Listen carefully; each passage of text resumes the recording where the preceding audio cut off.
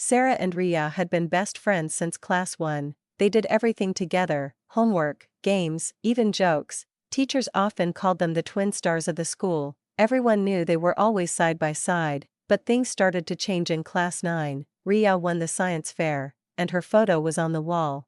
Teachers praised her in every class. Sarah clapped with the others, but her smile was fake. More praises followed for Ria: debates, quizzes, and sports. She became the school's shining star. Sarah felt smaller each day. Her voice was quiet, and her heart was loud with jealousy. One day, Ria got selected for a city-level contest. Everyone cheered and hugged her.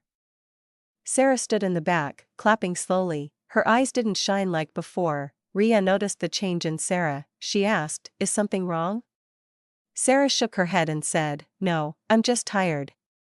But the truth sat heavy in her heart. Sarah started avoiding Ria at lunch. She stopped sharing jokes and stories. She even changed her seat in class. Ria felt hurt but didn't know why. "I miss us," Ria said one afternoon. "We don't talk like we used to." Sarah looked away and replied, "You don't need me now." Her voice was cold, but her eyes were sad. Ria felt confused and alone. She tried to talk, but Sarah always walked away. The space between them grew bigger, and silence became their new language. One rainy day, a classmate fell during PE. Sarah ran to help, but slipped and hurt her arm. Ria rushed to her side without thinking. She held her hand, tears in her eyes. At the hospital, Ria stayed with her. She brought juice and held her books. Sarah finally spoke. "Why are you still here?" "Because I care," Ria said softly. Tears rolled down Sarah's cheeks. "I was jealous of you," she admitted. "You became everything I wanted to be. I felt like a shadow beside you." Ria squeezed her hand gently. "You were never a shadow," she said. "You were my strength, my best friend. We always shone brighter together." Sarah looked at her and smiled. It was small, but real this time. The space between them began to close. Their friendship took its first step back. When school reopened, they walked in together. Some students stared in surprise. The twin stars were back again, but this time, their bond was stronger. Now, they celebrated each other's wins. They helped each other grow. No more shadows, only light and laughter, because true friends lift each other up. After they made up, things didn't go back to perfect. There were still quiet moments, still old feelings, but they were honest with each other now, and that made all the difference. Ria didn't shine alone anymore. She pulled Sarah into projects and events. "Let's do this together," she would say, and Sarah slowly began to bloom again. They joined the drama club as a team. Sarah wrote the script, and Ria directed it. Their play won second prize in the Interschool Fest. They hugged each other tightly on stage. "You were amazing," Ria whispered. Sarah smiled wide. "So were you."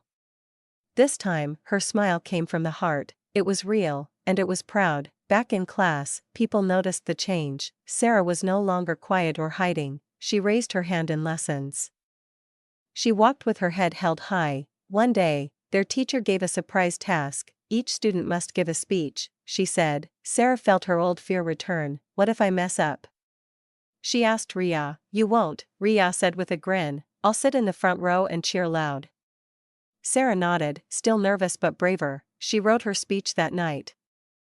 When Sarah stood on the stage, hands shaking, she saw Ria smiling in the front. That smile gave her courage. She took a deep breath and began. She spoke about friendship and jealousy. She talked about shadows and light. Everyone listened in silence. Even the teachers were moved. When she finished, the room clapped loudly. Some students even stood up. Sarah looked at Ria, eyes shining. Ria gave her a proud thumbs up. After school, many classmates came to Sarah. "You were so brave." One said, "I felt the same before." Another added. Sarah realized she wasn't alone. That night, Ria called her. "See? I told you you're amazing." Sarah laughed. "Maybe I needed to fall first to rise," Ria added, "and shine brighter." As months passed, their bond deepened. They faced exams, late-night study calls, and stress. They supported each other through it all, and still made time to laugh. On graduation day, they wore matching ribbons. Ria gave a speech as school captain. She said, "Success means nothing without someone to share it with." Sarah clapped the loudest. They took photos under the school tree, a place full of old secrets and talks. They promised to keep in touch always, and to never let shadows grow again. After school, life took them on different paths. Ria went to medical college, Sarah studied literature in another city, but distance didn't break their friendship. They messaged every night, sharing everything: new friends, new struggles, new wins. Sometimes they missed old days, but they knew they were still side by side. Years later, they met at a cafe. Both were taller, wiser, but still the same. Ria brought an old photo of school days. Sarah smiled. "Look at us, twin stars again." They talked for hours, like no time had passed. Their friendship had been tested by jealousy, but it survived, and it grew. It became something unbreakable. Before leaving, Ria said something soft. "You were never in my shadow, Sarah. You were always the light I leaned on." Sarah's eyes filled, and she hugged her tight. The shadow between them was gone forever. What remained was love, trust, and truth. Two stars, shining in their own way, but always lighting the sky together. After their reunion at the cafe, they met often. Weekends became their catch-up time. They talked about college life and future dreams. Their bond only grew stronger with time. Sarah started writing short stories online. People loved her simple way of writing. Ria shared them with her classmates. She became Sarah's biggest fan. One day, Sarah's story was published in a magazine. She sent a photo of it to Ria. "You did it." Ria texted with heart emojis. "I couldn't have done it without you," Sarah replied. Ria, too, was doing well in her studies. She began working at a hospital as a trainee. The work was tough, but she stayed strong. Sarah called her often to cheer her up. Their friendship was now like a strong tree. It had survived storms, and now it stood tall. They had learned to share both joy and pain. No jealousy, only support remained. One evening, Ria called with big news. "I've been selected for a medical camp abroad." Sarah screamed with joy on the phone. "I'm so proud of you." Before leaving, Ria came to visit Sarah. They sat under a tree in the park. The same way they did during school, their hearts were full of memories. "You remember when I cried on your speech day?" Ria laughed. "You moved the whole room, not just me." Sarah blushed. "That was the day I felt seen."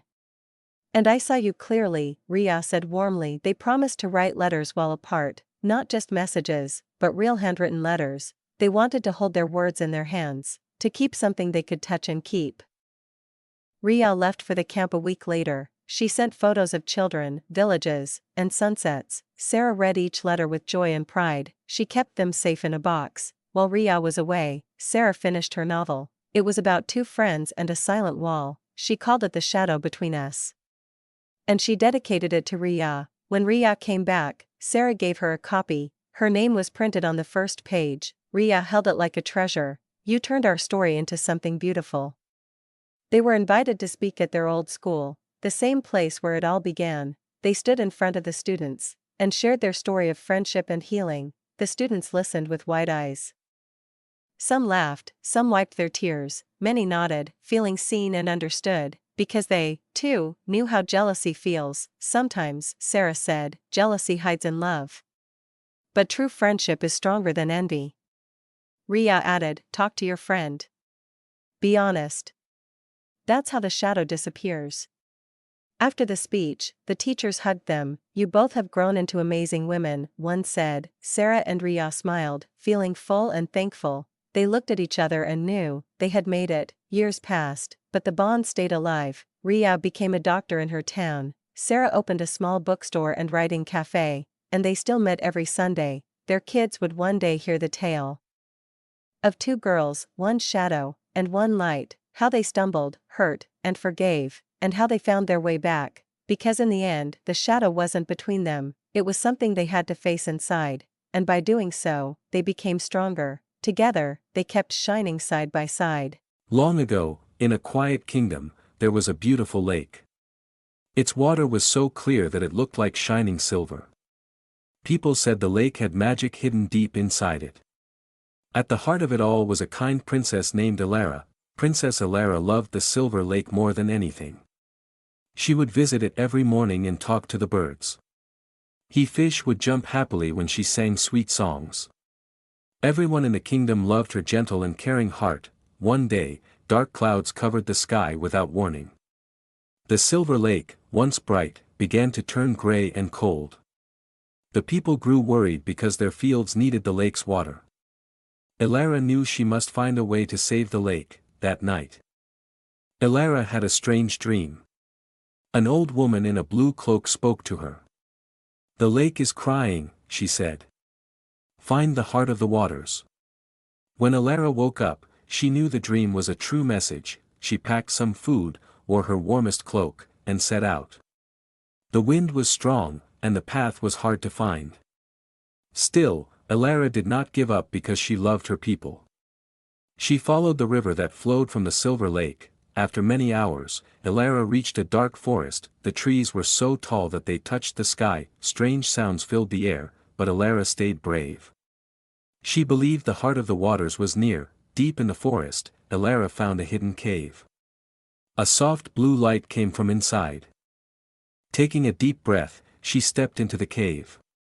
Inside, the air was cool and smelled of fresh rain. In the middle of the cave was a silver fountain. The water sparkled like stars, even in the darkness. Floating above the fountain was a glowing pearl. Elara knew this must be the heart of the waters. Suddenly, a shadow moved behind her. A black serpent with red eyes slithered toward her. "You cannot take the heart," it hissed angrily. Elara stood tall and faced the serpent without fear. "I come not for myself, but for my people," Elara said. Her voice was strong, though her hands shook a little. The serpent stared at her for a long moment. Then, it slowly lowered its head to the ground. "Because you are pure of heart, you may take it," the serpent said, and then disappeared into mist. Elara carefully lifted the glowing pearl in her hands. It felt warm and filled her with hope. She hurried back through the forest, holding the heart. The wind seemed softer now, and the trees swayed gently. When she reached the Silver Lake, she placed the pearl in the water. The lake shone brighter than ever before. The dark clouds broke apart, and sunlight touched the land. The Silver Lake sparkled like 1,000 diamonds. The fields turned green again, and flowers bloomed happily. Everyone cheered when they saw the princess by the lake. The king and queen hugged Elara tightly. "You are the bravest princess the world has ever known," they said. Elara smiled, feeling warm and proud inside. She had saved the Silver Lake and her kingdom. From that day on, the lake stayed bright and full of life. It became known as the Lake of the Princess's Heart. Travelers came from far away to see its beauty. And they all learned about the kindness and courage of Princess Elara.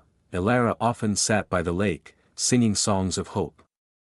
Children would gather around her, laughing and playing. She taught them to love and protect the world around them. Her gentle spirit lived on through every wave of the Silver Lake, and so, the kingdom stayed peaceful and happy for many years. All because of one princess who followed her heart. The Silver Lake shone under the sun and stars forever. And Princess Elara's story was told for generations to come. The years passed, but Princess Elara never forgot her journey. She often walked by the lake, remembering the dark forest and the glowing pearl. The magic of the heart still lived in the water, keeping it fresh and bright. Every morning, Elara would thank the lake for its gift of life. One evening, as the sun set in golden colors, Elara heard a voice.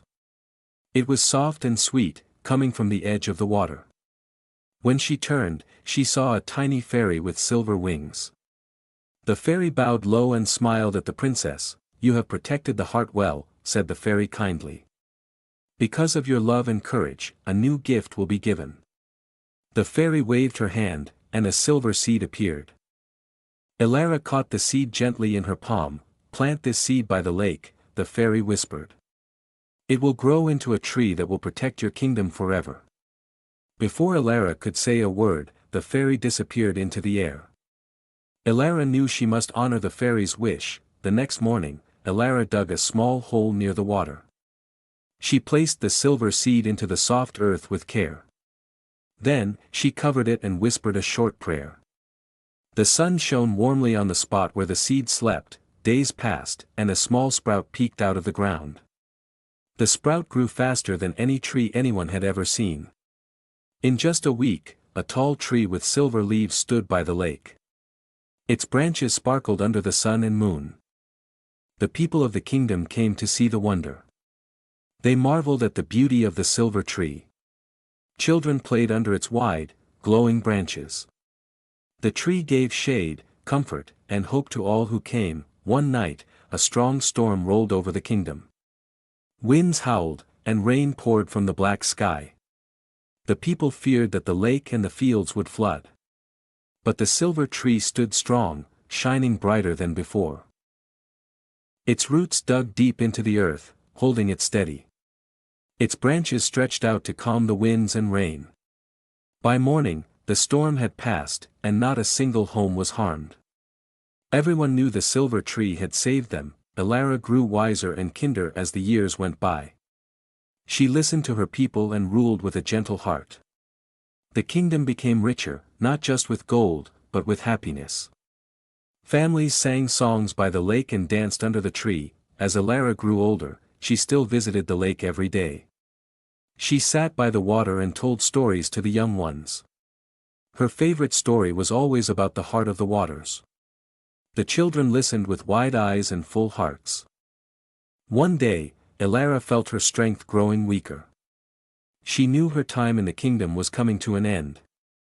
But she was not afraid, for she trusted the lake and the tree. She had faith that her people would continue to love and protect them. When Elara closed her eyes for the last time, the whole kingdom wept. They built a small stone bench by the lake in her memory. On the bench, they carved her name and a simple message: Princess Elara, guardian of the Silver Lake. After her passing, the silver tree bloomed even more brightly. Each spring, silver flowers covered its branches like a shining cloak. And on quiet nights, some said they could hear Elara's songs in the breeze.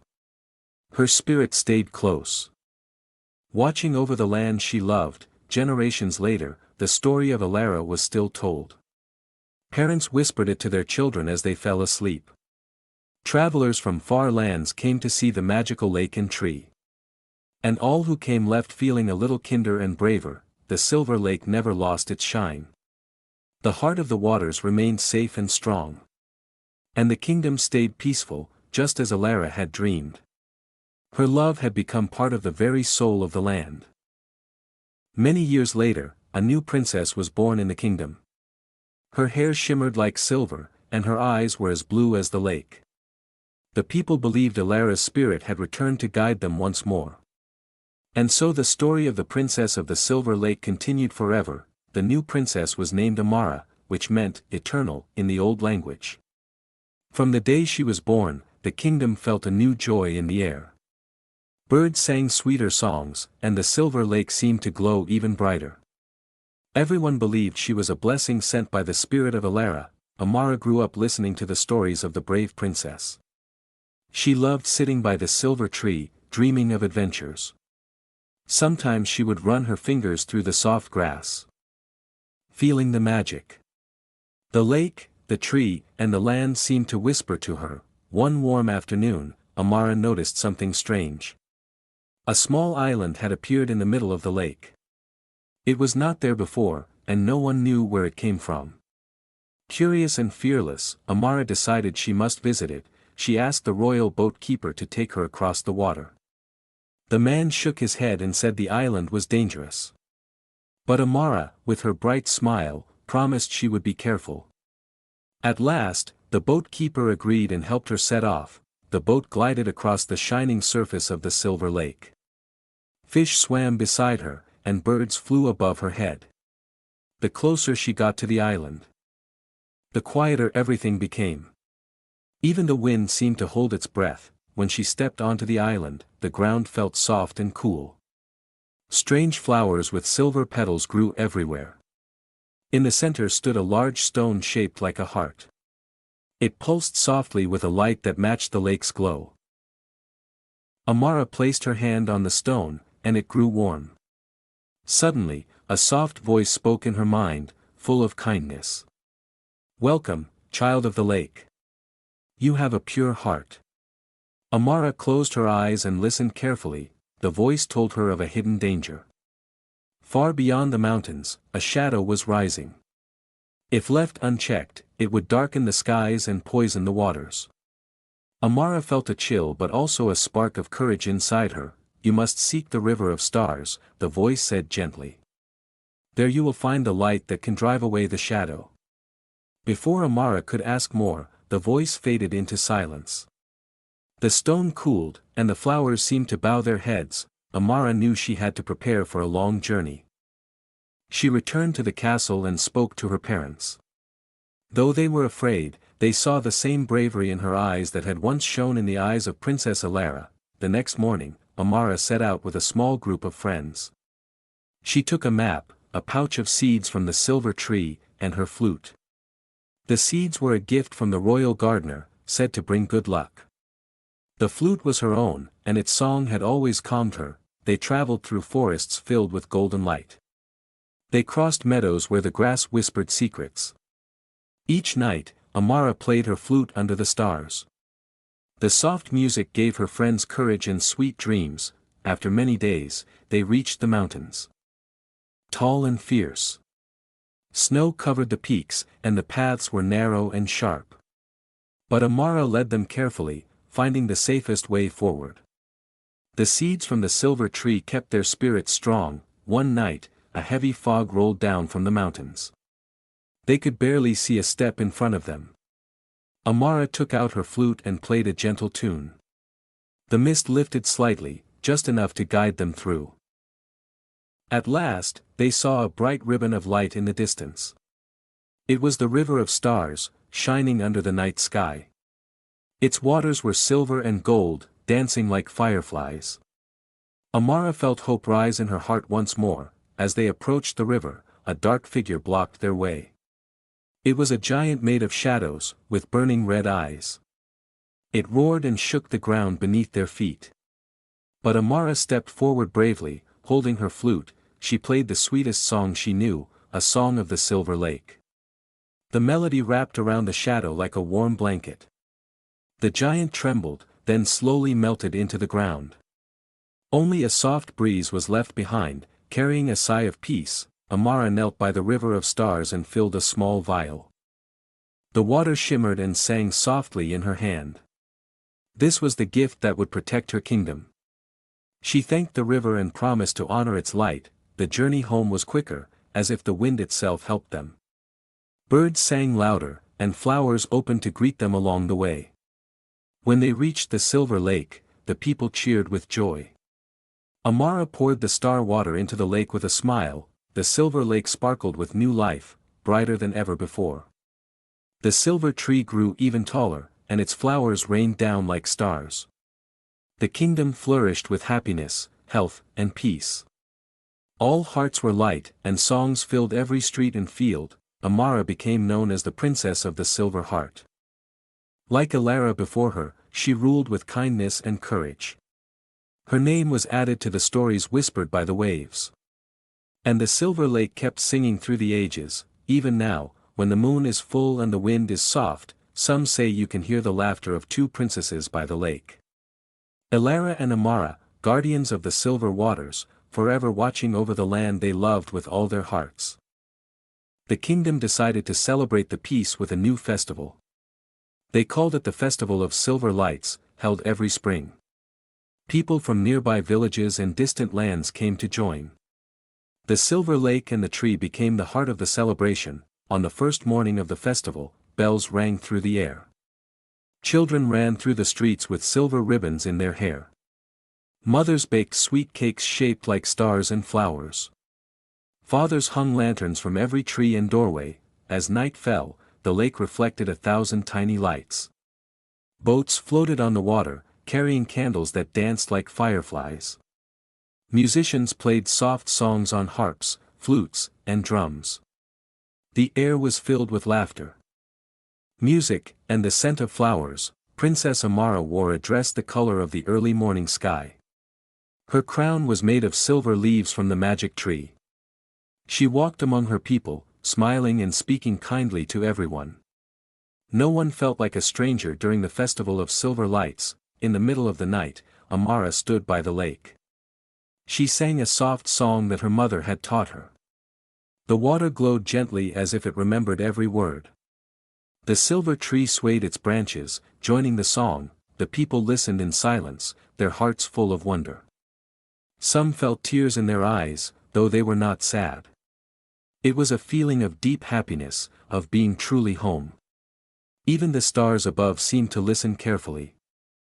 After the song, the oldest woman in the village came forward. She carried a small, golden book tied with a silver ribbon. "We must record this day," she said with a trembling smile. "This story must be told for generations to come." Amara gently opened the book and began to write.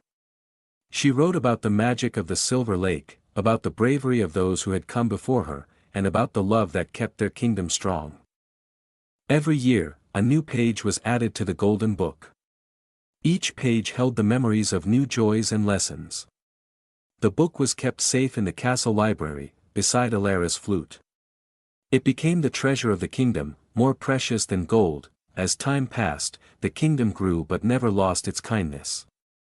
New villages rose, filled with laughter and song. The fields stayed green, and the waters stayed pure. The silver tree watched over everything, standing proud and bright. Sometimes, a child would sit under the tree and dream. They would close their eyes and feel the warmth of the lake. Some said they could hear whispers from the past. The soft voices of Alara and Amara, singing together. There were new challenges over the years, as there always are. Storms came, and winters were sometimes long and cold. But the people remembered the stories of courage and love. And so, they always found their way back to hope. One winter, a bitter frost froze the rivers and fields. The silver lake turned to shining ice, smooth and clear. The people worried the magic was lost under the frozen water. But Amara, now a wise queen, calmed their fears. She gathered the people by the frozen lake one cold night. Together, they lit candles and sang songs of spring. Their warmth and hope rose into the cold air like a prayer. And slowly, under the stars, the ice began to melt. The lake returned even stronger, sparkling under the winter sun. The silver tree shook off the snow and stood taller than ever. The people cheered and hugged each other with joy. They knew that true magic lived in their hearts. As Queen Amara grew older, she taught her children about Alara. She taught them to listen to the wind, the trees, and the water. She showed them how to be brave, kind, and full of wonder. And most of all, she taught them to love their land deeply. One day, a young prince named Leaf found a strange stone near the tree. It was shaped like a tear and glowed faintly in his hands. He showed it to Queen Amara, who smiled warmly. "It is a gift," she said. "A reminder that love never fades." Prince Leaf kept the stone close to his heart. He grew into a strong and gentle king, loved by all. The silver lake and the silver tree watched him proudly. The kingdom's story continued, a river flowing from heart to heart. Through all the seasons, the silver lake stayed pure and bright. New songs were sung, and new dreams were born. But the heart of the kingdom always stayed the same. It was built from courage, kindness, and the whispers of the past. Even today, if you stand by a quiet lake under a silver moon, and you listen very carefully to the wind and the water, you might hear a soft, sweet song carried across the waves.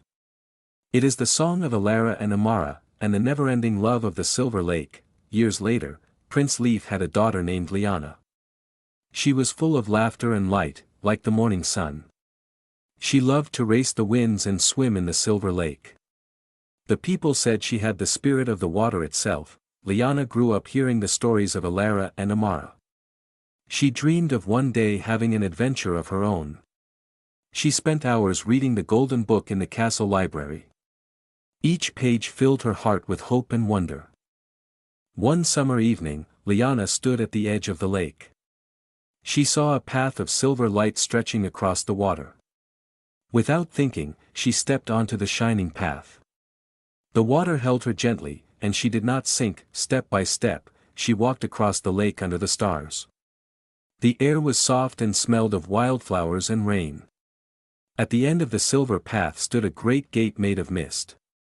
It shimmered and hummed like a song she almost remembered. As she touched the gate, a voice spoke inside her mind. Only those who walk with love may enter. Liana's heart was full of love for her people and her land. The gate opened silently, welcoming her inside. Beyond the gate was a beautiful hidden valley. The grass was silver, and the rivers ran like crystal. Strange animals with bright, gentle eyes watched her pass. It was a land of peace, untouched by time. In the center of the valley stood a circle of tall stones. Each stone was carved with ancient symbols of stars and trees.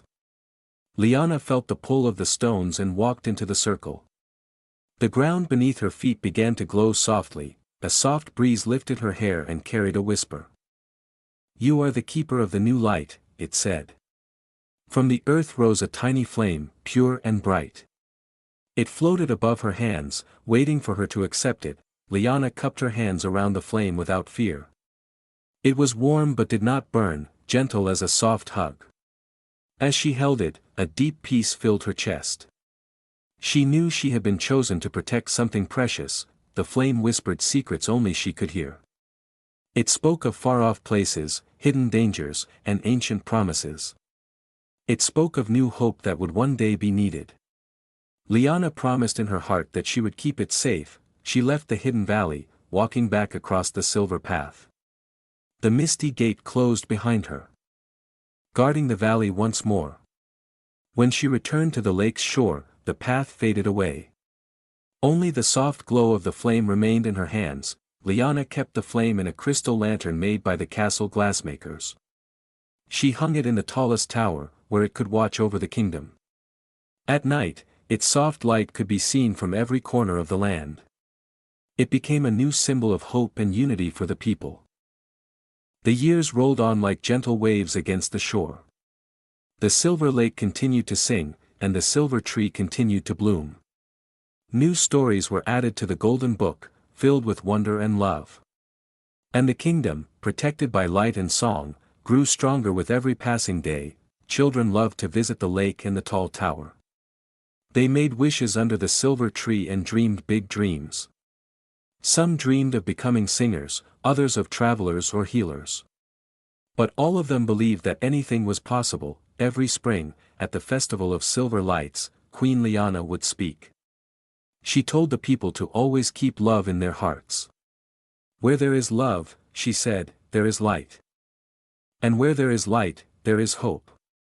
The people cheered and sang and danced by the sparkling water. Old friends returned to the kingdom year after year. They brought gifts, songs, and stories from faraway lands. The kingdom became a place where all were welcome.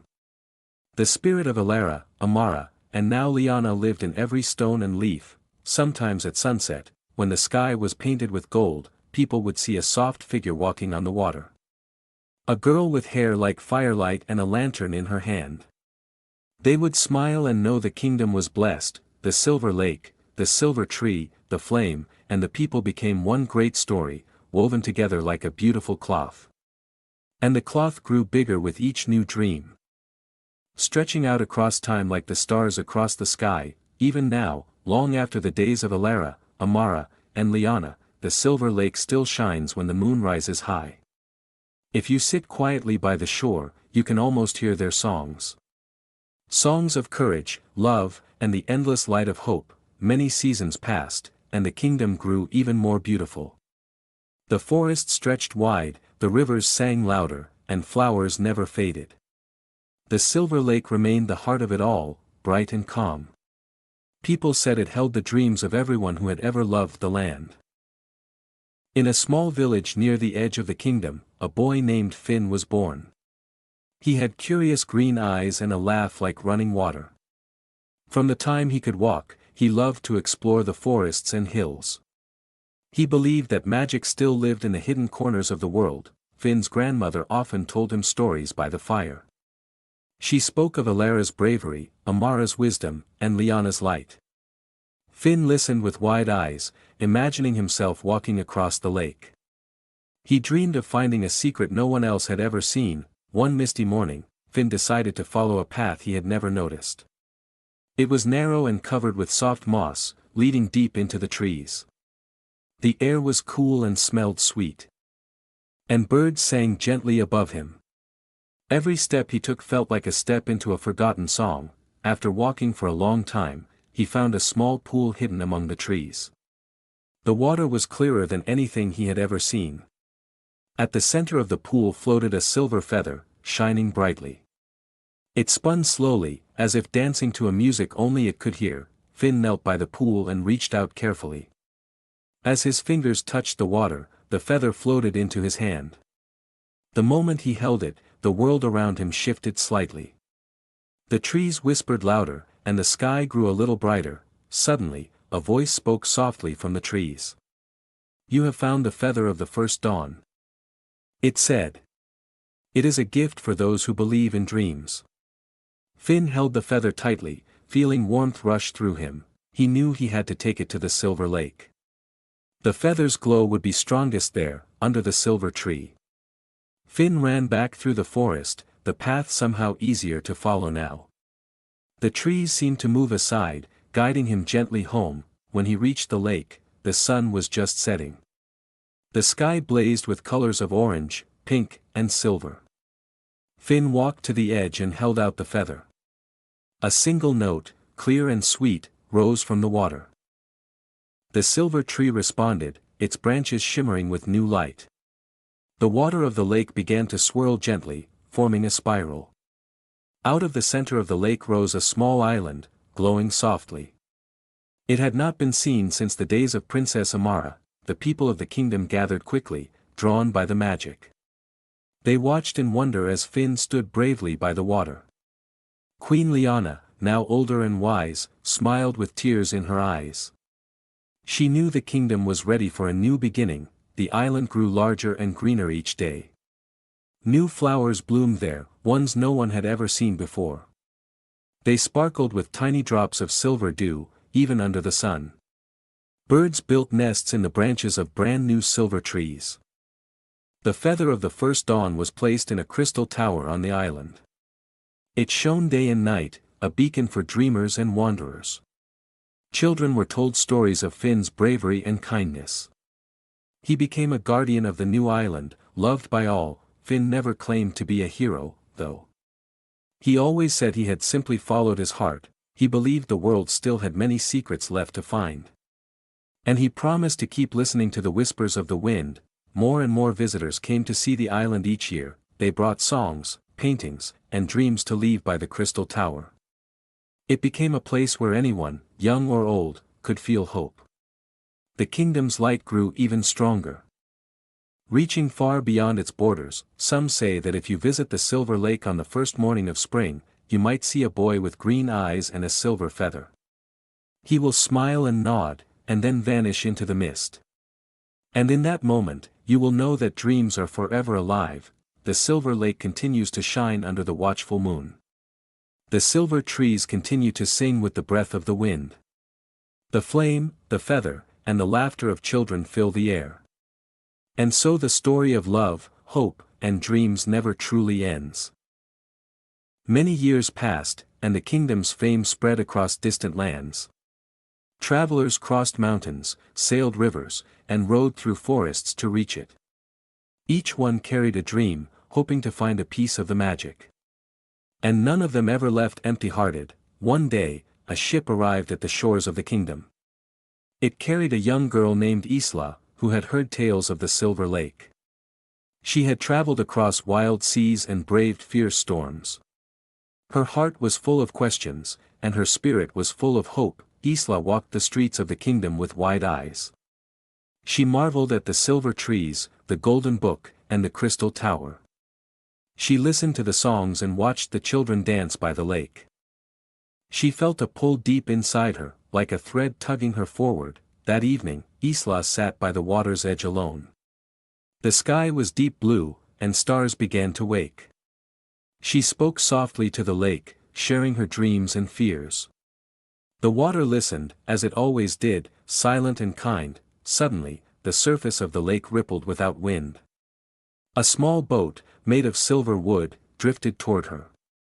Inside the boat lay a small box tied with a white ribbon. Isla climbed in gently, her heart beating fast with wonder. The boat carried her across the lake, smooth as glass. It glided toward the island where the feather of the first dawn shone. As she stepped onto the soft green grass, the box opened by itself. Inside, there was a tiny seed that glowed like a star. Isla heard a voice in the breeze, light and sweet. "Plant this seed where your heart feels strongest," it said. She walked slowly across the island, feeling the earth hum under her feet. Near the silver tree, she stopped and knelt down. She planted the seed carefully with her own hands. As she pressed the soil over it, the ground warmed softly. A new sapling burst forth at once, its leaves shimmering gold. It grew and grew until it stood as tall as Isla herself. The golden tree gave off a gentle, steady light. It filled the air with a warmth that touched every soul nearby.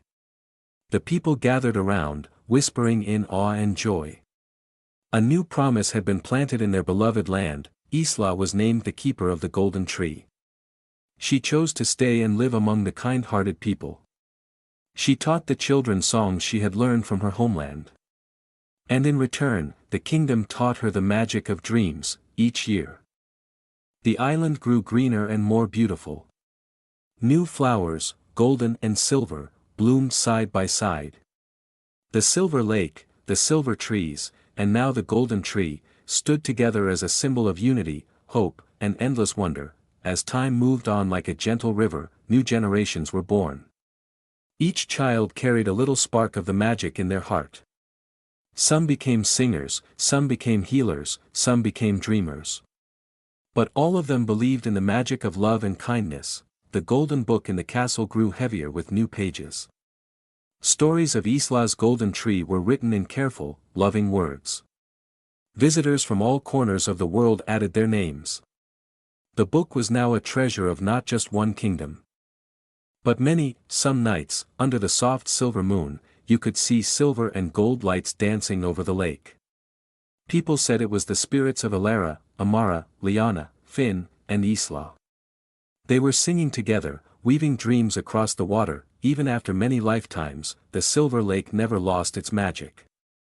It welcomed every soul who came with an open heart. It taught them to listen, to dream, and to love without fear. And the story, ever growing, continued like a song without end. Far beyond the kingdom, in places where the silver lake was only a whisper, children would look up at the stars and wonder. Somewhere deep inside them, they would feel the call of the lake. And one day, their footsteps would find the path to its shining shores. The kingdom of the silver lake remained a place where all dreams lived. Where a single seed, a feather, a flame, or a song could change the world. And where every heart that dared to hope became part of the great, endless story. A story that would never fade, as long as there were dreamers under the stars. One bright morning, a small caravan arrived at the kingdom's gates. It came from a distant land beyond the mountains, where the sun always shone. Among the travelers was a young boy named Jorin, with golden hair and bright blue eyes. He carried a small, carved box made of wood, wrapped in blue silk. Jorin had heard the stories of the Silver Lake since he was a child. He had heard of the feather, the flame, and the golden tree. And now, he had come to find something of his own dream. He believed that the lake held a magic unlike anything in his homeland. The people of the kingdom welcomed him warmly, offering food and shelter. Jorin spoke of his travels, the lands he had crossed, and the winds he had sailed. But most of all, he spoke of the blue sky of his home, where the sun never set. He believed that his dream was to bring a piece of that endless sky to the Silver Lake. The next morning, Jorin walked to the lake with his carved box in hand. He stood at the water's edge, gazing at the reflection of the silver trees. His heart was full of quiet hope as he opened the box, revealing a single, glowing crystal. It shimmered with the color of the sky from his homeland, as blue as the ocean's deepest wave. He placed the crystal into the soft, wet earth by the water's edge. For a long moment, nothing happened, and Jorin felt a wave of doubt. But then, a gentle breeze blew through the trees, carrying a soft hum. The crystal began to glow brighter, pulsing with the rhythm of the earth. Slowly, the ground beneath the crystal began to shift. From the earth, a new tree grew, with branches that reached high into the sky. Its leaves were soft and silvery, like the wings of birds in flight, but its flowers bloomed in every shade of blue Jorin had ever seen. The tree glowed softly, casting a calm light over the entire lake. Jorin knelt beside it, feeling the warmth of its magic flow through him. It was as though he had brought a piece of his homeland to this peaceful land. The kingdom's magic had embraced his dream, and now it was part of the Silver Lake. News of the blue tree spread quickly across the kingdom. People came from all around to see the new wonder, and to feel its calming light. The lake's magic had grown even deeper, as though it had taken a new breath. It whispered of new beginnings, new stories, and new possibilities. Jorin became known as the keeper of the blue tree, just as Isla had kept the golden one. He spent his days by the lake, watching over the new tree, and sharing its gift with all. His crystal had brought a dream to life, and in return, it had become part of the kingdom's magic. And so, the Silver Lake continued to grow, filled with light and hope. Years passed, and the kingdom flourished. The Silver Lake was no longer just a place of magic, it had become a beacon for dreamers. Each person who visited left with a piece of the lake's heart in theirs. The people carried its magic far and wide, and stories of its power spread across the world. One day, a small child came to the lake with a simple wish. She had heard the stories and wanted to add her own dream to the kingdom. The child carried nothing but a single feather she had found on her travels. It was soft and white, and she believed it held a secret all its own. The child knelt beside the lake, placing the feather gently on the ground. As she did, a soft breeze lifted the feather and carried it into the air. The feather floated higher and higher until it became a swirling cloud of light. And from this cloud, a new tree grew, a tree with feathers for leaves, glistening like stars. The people marveled at the new tree, with its delicate, shimmering branches. It was a tree of dreams, where every wish, every prayer, and every hope could rest. And so, the Silver Lake became a place where not just dreams lived, but where they could grow.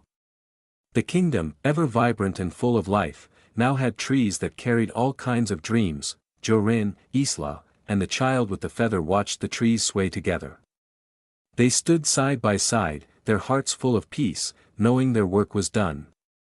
The Silver Lake had become a true home for every dreamer, no matter where they came from. And as they looked at the shimmering trees, they knew that the story of the lake would never end. The kingdom continued to thrive, its people strong and kind. The Silver Lake became a symbol of unity, where every dream, big or small, was welcomed. The trees, with their leaves of silver, gold, blue, and feather, stood tall and proud. And under their branches, the kingdom's heart beat steadily, in harmony with the world, and so, the magic of the Silver Lake passed from one generation to the next. The kingdom never forgot the lessons of love, kindness, and hope that it had learned. Every new day brought with it a new chance to dream, to grow, and to be part of something greater. And the story of the Silver Lake, as endless as the stars, continued to shine brightly. The seasons continued their cycle, and the kingdom thrived as it always had. Children grew up hearing tales of the Silver Lake and its magic, and many dreamed of visiting. The kingdom's beauty spread far and wide, known not only for its magic but for its kindness. It became a place where people found peace, hope, and the courage to follow their dreams. One autumn, a traveler came to the kingdom, a young woman named Elise. She had come from a faraway desert, where the earth was dry and the sun burned hot. Elise had heard whispers of the Silver Lake's power and felt a deep pull to visit. She had no riches, no grand stories, just a heart full of questions and wonder. Elise walked the kingdom's winding paths and marveled at the Silver Lake. The air was soft and cool, the scent of wildflowers mixed with the fragrance of the lake. She sat by the water's edge, her fingers tracing the surface, lost in thought. She thought of the desert she had left behind, where hope had sometimes felt far away, but here, by the lake, she felt something stirring in her heart. It was a feeling that had been missing for years, peace, and a quiet kind of joy. Elise closed her eyes and let the stillness of the lake fill her soul. And in that moment, she knew her dream was to bring this peace to her homeland. The next day, Elise went to the crystal tower where the feather of the first dawn rested. She felt the magic of the lake pulse through her fingertips as she touched the crystal. She whispered her wish, "I want to take this peace with me, to share it with others." A soft light surrounded her, and the air shimmered with quiet promise that in the weeks that followed, Elise shared her story with the people of the kingdom. She spoke of the endless desert, of the longing she had felt for something more. She told them of the Silver Lake's peace, and how it had filled the empty spaces in her heart. The people listened, moved by her words, and a new hope began to spread through the land. When it was time for Elise to leave, the kingdom gave her a gift, a small seed wrapped in silk. "This seed will carry the spirit of the Silver Lake," they told her. "It will grow wherever you plant it, and in time, its magic will spread." With gratitude, Elise took the seed and set off on her journey back to the desert. Years passed, and the seed she planted grew into a beautiful tree. Its branches stretched wide, and its leaves shimmered like the ones by the Silver Lake. The people of the desert marveled at its beauty, and as it grew, so did their hope. Elise's dream had come true, the peace of the Silver Lake had found its way home, the tree became a symbol of new beginnings. And the desert bloomed with life. Its flowers were as vibrant as the sunsets, and its air was filled with the scent of new dreams. And though the Silver Lake remained far away, its magic had spread across the world. In every corner, in every heart, its light lived on, and so, the story of the Silver Lake continued, woven into the fabric of time. It was not just a place, but a spirit, one that lived in the hearts of those who believed. From distant deserts to snow-covered mountains, from bustling cities to quiet villages, the magic of the lake spread, bringing hope, peace, and dreams to all, and the people, old and young, knew that no matter where they were, the Silver Lake story would never truly end. For as long as there were dreamers, the lake's light would shine on, and the magic of love, hope, and dreams would always fill the world. With that, the story of the Silver Lake finds its gentle conclusion. It is a tale that reminds us all that even the smallest dreams can grow into something grand, and that the light of hope can spread far and wide, just like the magic of the Silver Lake. Tom was a shy boy who lived with his mother in a small town. That he was smart, but he found English very difficult in class. When the teacher asked questions, Tom stayed quiet. That he wanted to speak, but the words didn't come out right. The other kids laughed sometimes, and that made him even more afraid. One cold evening, Tom was walking home from school. He heard a soft sound coming from behind a tree. It was a little black cat with bright green eyes. The cat looked hungry and cold, so Tom picked it up. He decided to take it home and give it food and shelter. At home, Tom dried the cat with a towel and gave it milk. The cat finished drinking and looked up at Tom. To Tom's surprise, the cat opened its mouth and said, "Thank you, Tom." His eyes grew wide with shock. He dropped the bowl and stared at the cat in disbelief. You can talk?" Tom asked with a shaky voice. "Yes," said the cat calmly, "but only in English." Tom thought he was dreaming and rubbed his eyes. The cat jumped onto the table and sat proudly. "My name is Max. I want to help you speak English." Tom didn't know what to say. He had never heard of a talking cat before. But deep inside, he felt happy and excited. Maybe Max could really help him improve. "Okay," Tom said. "Let's start tomorrow." Every morning before school, Max and Tom sat together. They spoke only in English for 20 minutes. Max taught Tom new words and simple grammar rules. If Tom made a mistake, Max corrected him gently. Day by day, Tom began to feel more confident. At school, Tom started to speak more during class. His teacher smiled when Tom answered questions. The other students noticed the change and were surprised. They began asking Tom for help with homework. Tom felt proud of himself for the first time. One Saturday, Max gave Tom a new challenge. "Let's go to the park. You will speak only English." Tom was nervous, but Max smiled and said, "You can do it. Just trust yourself and speak." So they went out and started the small adventure. At the park, Tom saw a tourist looking lost. He walked up and asked, "Can I help you?" The tourist smiled and said, "Yes, thank you." Tom gave directions in English, slowly but clearly. Max watched from behind a bench, proud and quiet. That night, Tom told his mother everything about Max. She laughed kindly and said, "Maybe he's magic." Tom smiled and nodded. "He's more than just a cat. He's my teacher, my friend, and my biggest helper." His mother kissed his head and said, "I'm proud of you." Weeks passed, and Tom became one of the best in English class. He even joined a school speaking contest and won second prize. He looked out at the crowd and smiled with joy. Max was in the back, licking his paw proudly. Tom knew he could never have done it alone. One morning, Tom woke up and Max was gone. He searched the whole house but couldn't find him. Only a small note was left on Tom's desk. It said, "You don't need me now. Keep learning. I believe in you." Tom held the note and smiled with tears in his eyes. From that day on, Tom studied even harder. He read English books and watched English videos. He helped other students who were shy like he was. And every time he spoke, he heard Max's voice in his heart. The talking cat had changed his life forever. Tom missed Max more than he thought he would. Every morning, he looked at the spot where Max used to sit. The house felt quiet, almost too quiet without Max's voice. But Tom remembered the promise in the note, "Keep learning. I believe in you." Tom kept reading one English book every week. He wrote new words in a notebook and used them in sentences.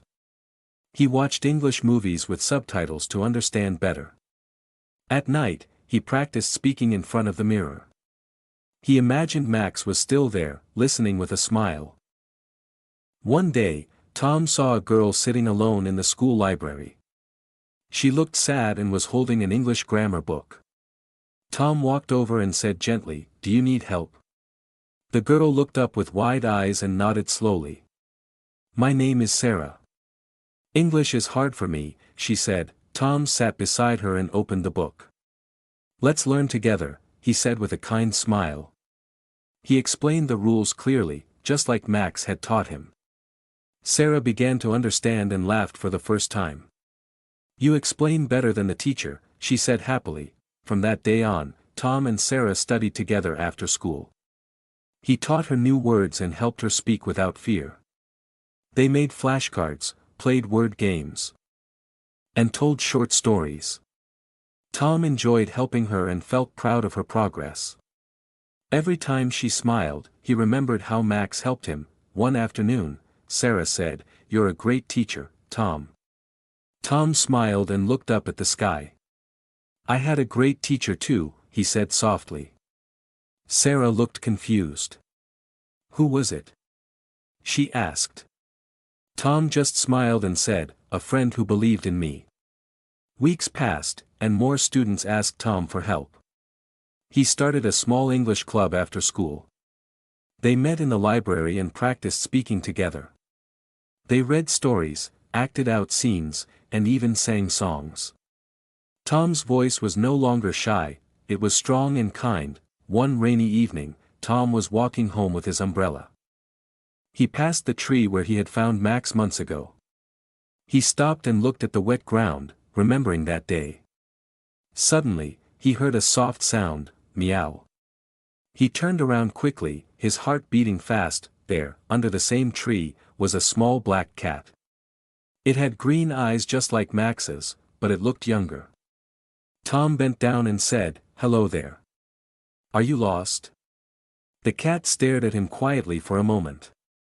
Then, very clearly, it said, "Hello again, Tom." Tom's eyes filled with tears as he picked up the cat. "Max? Is it really you?" he whispered, holding him close. The cat purred softly and said, "I never really left. You did everything I hoped you would, and more." Tom smiled, feeling like a child again. Tom was full of joy now that Max had returned. He held the cat close and walked home in the rain. Even though Max looked a little different, his voice was the same. At home, Max dried himself on Tom's old sweater. Then he jumped on the table and said, "Let's get back to work." The next day, Tom told his English club that Max was back. Of course, they didn't believe a cat could talk. But when Max said, "Hello, everyone," in clear English, the whole room went silent, their eyes wide with surprise. Then they laughed with excitement and gathered around him. Max told the group, "Let's do something special together." The students listened closely as Max shared his idea. "You all should put on a play in English for the school." Tom's eyes lit up with excitement, but some looked nervous. "What if we forget our lines?" one boy asked softly. Max smiled and flicked his tail. "That's why we'll practice, practice, and practice more." Tom stood up and said, "We can do it. We'll help each other." Everyone slowly began to nod and smile. They agreed to meet every afternoon to rehearse. Tom chose a simple story that everyone knew, The Little Red Hen. They wrote short lines in English for each character.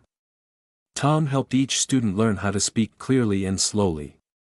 Max gave tips on using your voice and showing emotion. The students started to enjoy acting more each day. Sarah was the red hen, and Tom was the narrator. Other students played the lazy dog, sleepy cat, and silly duck. They made costumes using paper, string, and old clothes. The library became their stage, and laughter filled the room. Max sat proudly by the window, watching every rehearsal. One afternoon, the principal walked by and stopped to watch. He smiled and said, "This is wonderful. You'll perform on Friday." The students were both excited and a little scared. It was only 3 days away, and some still forgot lines. But Tom encouraged them with kind words and smiles. At home, Tom sat with Max on the bed. "I'm nervous too," Tom said, looking at the ceiling. Max purred and said, "That's okay. Being brave means trying, even when you feel afraid." Tom nodded slowly. He knew they had all worked hard and were ready. The day of the performance finally came.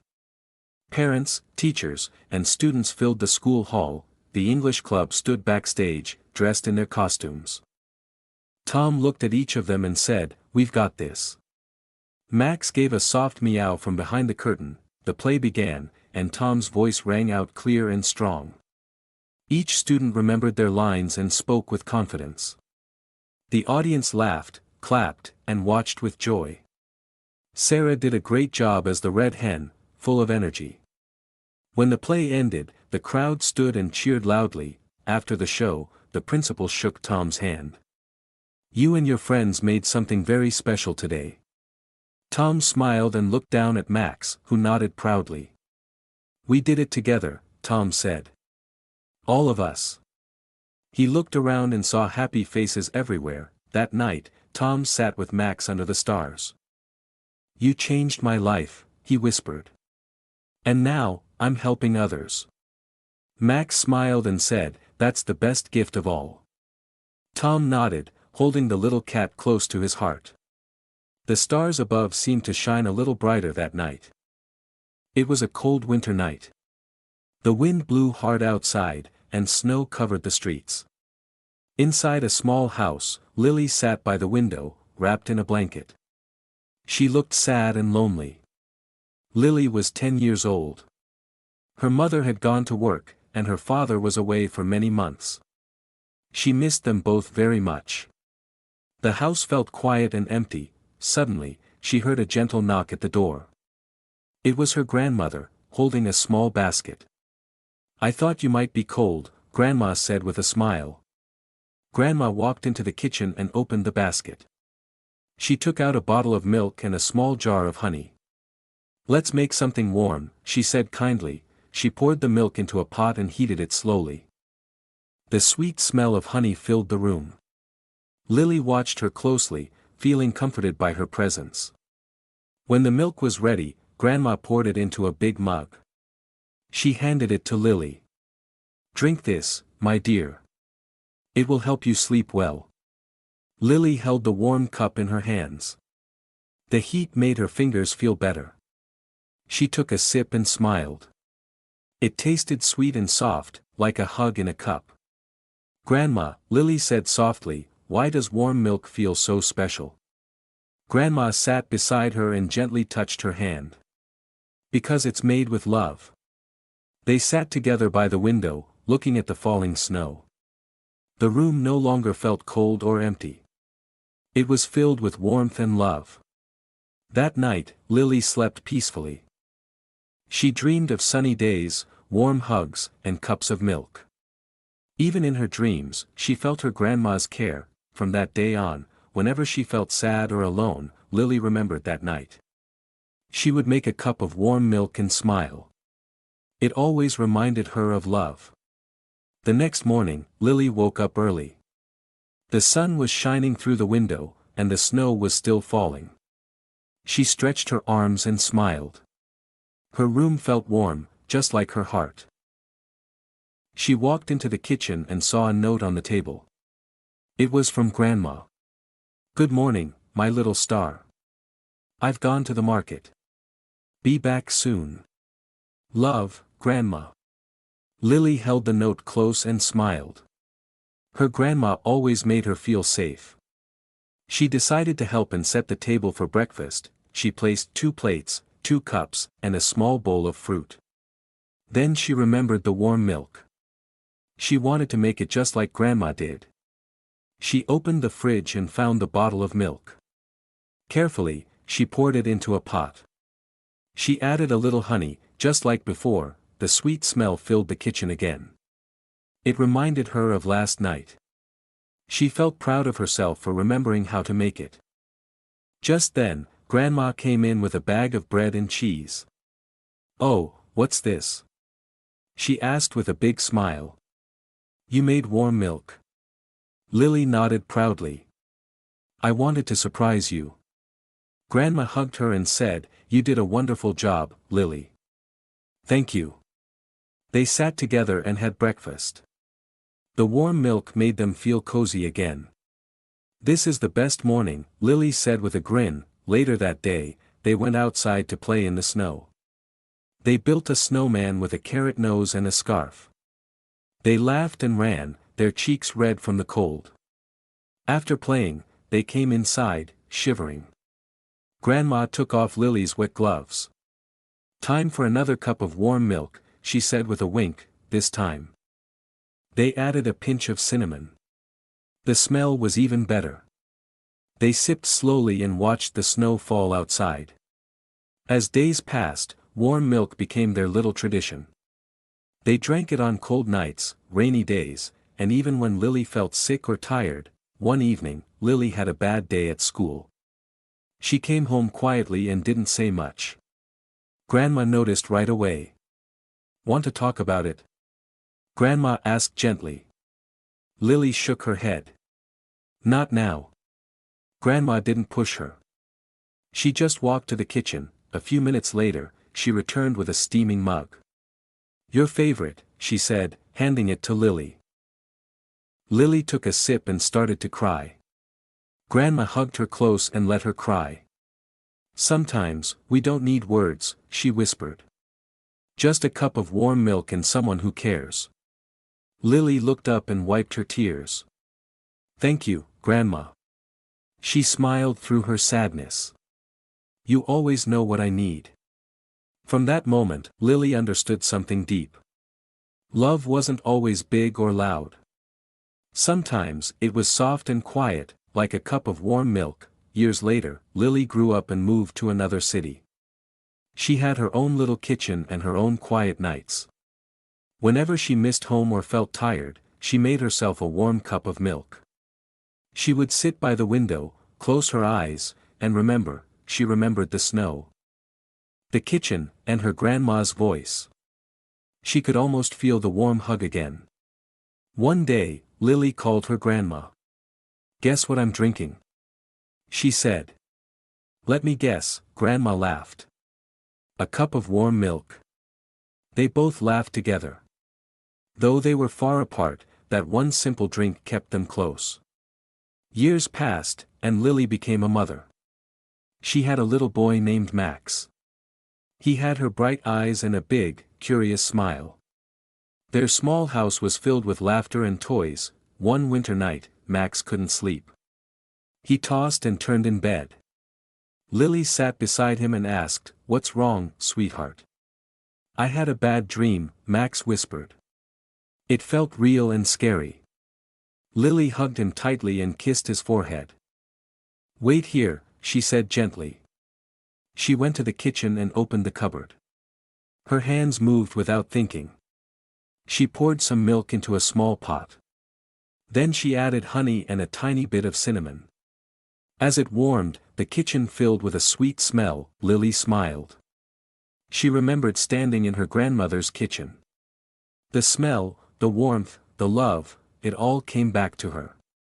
She poured the milk into a little mug with stars on it. Then she walked back to Max's room. "Here you go," she said softly. Max took the cup in his small hands. "What is it, Mommy?" he asked. "It's a special drink," she said. "It helps with scary dreams." He took a sip and smiled. "It's yummy and warm." Lily sat beside him and told him a story, just like her grandma used to do. The story was about a brave rabbit who wasn't afraid of the dark. Max listened closely as he drank the milk. His eyes started to close. Within minutes, Max was fast asleep. His cup was empty, and his blanket was pulled up to his chin. Lily kissed his cheek gently. She stood by the door for a moment and watched him sleep. Her heart felt full. She whispered, "Thank you, Grandma. I'm passing it on." The next morning, Max ran to the kitchen. "Can I have the warm milk again?" he asked excitedly. Lily laughed and nodded. It became their little bedtime tradition. Every night, Max brushed his teeth and waited for his warm milk. It made him feel safe. Sometimes, Max would help. He would pour the milk, stir in the honey, and say, "Just like you showed me, Mommy." Lily smiled proudly. One rainy night, Max came home with tears in his eyes. "I lost my toy at school," he said sadly. "It was my favorite one." Lily hugged him and said, "Let's go to the kitchen." Max knew what that meant. Soon, the warm smell filled the air. He sipped slowly and began to smile. "It still hurts," he said, "but I feel better now." Lily nodded. That's the magic of a warm drink and love. Years later, Max grew older. He started school and made new friends. But he never forgot his nightly warm milk with his mom. One evening, Lily found Max in the kitchen. He was making warm milk on his own. "I want to make it for you tonight," he said. She sat down and watched him carefully pour the milk and stir the honey. Her eyes filled with tears. "You did it just right," she said. They sat together, sipping their drinks. The rain tapped gently on the windows. Max leaned his head on her shoulder. "I think warm milk." Lily smiled and held his hand. "Yes, my sweet boy. That's exactly what it is." Aisha had just moved to a new city for university. Everything felt big and strange. On her first day, she got lost in the long hallways of the campus. Her heart was beating fast, and she felt nervous. As she turned a corner, she bumped into a boy holding some books. Her papers fell on the floor. "I'm so sorry," she said quickly. The boy smiled and helped her pick them up. "My name is Zion," he said kindly. "You must be new here." Aisha nodded and told him she couldn't find her class. Zion looked at her schedule and said, "I'll take you there." They walked together through the busy hall. He told her about the university and where things were. His voice was calm, and Aisha felt a little better. She was thankful for his help. After that day, they saw each other often. Sometimes in the library, sometimes in the canteen. Zion always smiled when he saw her. Aisha smiled back, feeling warm inside. One day, they were put in the same group for a class project. They spent hours working together. They laughed at silly mistakes and helped each other with ideas. Aisha began to enjoy her days more. Zion noticed how smart and kind Aisha was. He liked how she listened carefully when he spoke. She was shy, but her eyes were full of light. He felt something special growing inside. Aisha, too, felt something different. She looked forward to their talks and study times. When she felt sad or tired, his messages made her smile. Slowly, she started to care for him. One evening, it began to rain. Aisha had no umbrella. She stood near the gate, trying to stay dry. Suddenly, Zion came running with his umbrella and said, "Come, I'll walk you home." As they walked in the rain, they didn't speak much. But the silence was sweet. Aisha looked at him and smiled. That was the moment she felt her heart beat a little faster. Weeks passed, and their bond grew stronger. They became best friends, but both were scared to say more. What if the other didn't feel the same? Still, they kept hoping. One night after a study session, Zion stopped her. "Aisha," he said softly, "I feel something when I'm with you. I don't want to hide it anymore. I think I like you." Aisha felt her cheeks turn red. She looked down and said, "I feel it too." Their eyes met in the soft light, and both knew their lives had just changed. It was a quiet, lovely moment. From that day, they spent more time together. They shared small dreams and long walks. They supported each other through exams, stress, and family worries. Their love grew gently. But life was about to change again. Zion got a job offer in another country. It was a big chance for him, something he had worked for. Still, his heart felt heavy. "I don't want to leave you," he told Aisha. She held his hand and said, "Go chase your dream. I'll be here, waiting." Her eyes were filled with love and strength. They promised to stay in touch and call every night. Though it was hard, they believed in each other. Days turned to months, but their love stayed strong. They never gave up. 1 year later, Zion returned, standing at the airport with flowers in his hand. Aisha ran to him with tears and joy. He whispered, "I'm never leaving you again." And just like that, the story that began with a small smile and kind help turned into something beautiful. All from the moment when their eyes first met. Aisha couldn't believe he was really back. Zion looked the same, but there was something new in his eyes. He looked stronger, more confident. But his smile, the one she loved, hadn't changed. They sat at a small cafe near the airport. It was the same place they once visited before he left. "You remembered this place," Aisha said. Zion smiled and nodded, "How could I forget?" Over coffee, they talked for hours. Zion told her about his new job, the challenges he faced, and how he missed her every single day. Aisha listened closely, her heart full of joy. "I counted the days," he said. "Every night I wished to be with you again." Aisha reached for his hand and whispered, "I did the same. You were always in my heart." The next few weeks were full of happiness. They visited old spots around campus. They walked through parks, sat by the lake, and laughed like they used to. Everything felt right again. Zion met Aisha's family soon after. Her mother liked him at once. "He's a good man," she told Aisha later. Her little brother called him, "the umbrella guy," and made everyone laugh. Zion's parents also met Aisha. His mother said, "She's kind and respectful. You're lucky." Zion smiled and said, "I know." Their families started spending time together on weekends. One evening, Zion and Aisha watched the sunset together. He took out a small box from his pocket. Her heart stopped for a second. "Aisha," he said, "will you walk beside me forever?" Tears filled her eyes as she said, "Yes, Zion. 1,000 times yes." He placed the ring gently on her finger. They hugged, their hearts beating close. It was a perfect moment. Their wedding was simple and beautiful. Just close friends and family. Aisha wore a soft pink dress, and Zion looked at her like she was a dream. Everyone smiled, some even cried. They moved into a small apartment not far from the university. Life was not always easy. There were bills, late nights, and sometimes small fights. But love helped them through it all.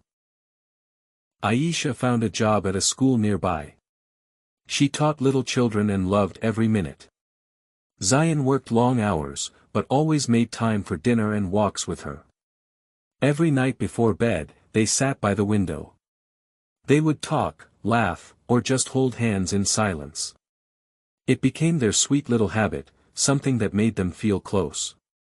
One rainy day, Aisha was late from school. She had no umbrella. As she walked in the rain, Zion appeared again, just like the first time, with his old blue umbrella. They both laughed. "Some things never change," she said.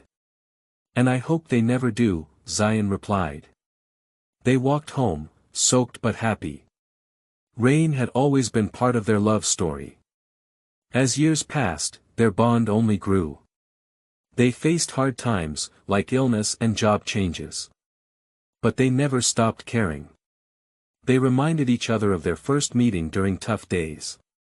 One night, Zion surprised Aisha with an old photo. It was from their university days. "Look how far we've come," he said. Aisha smiled and whispered, "All from one moment, when our eyes first met." They knew love wasn't just big moments. It was in daily kindness, in quiet support, and in walking together, no matter the weather. Their story was simple, but full of heart. And so, their journey continued, 2 hearts, 1 path, and a love that began the moment their eyes first met. John and Mary lived in a small town in England. Their home was a tiny house made of brick, with windows that were often cracked. The walls were thin, and in the cold months, the wind would blow through the gaps in the windows. They had 2 children, Emma and Ben. The 4 of them shared everything they had, from the little food on their plates to the old clothes they wore. Life was difficult, but they didn't complain much.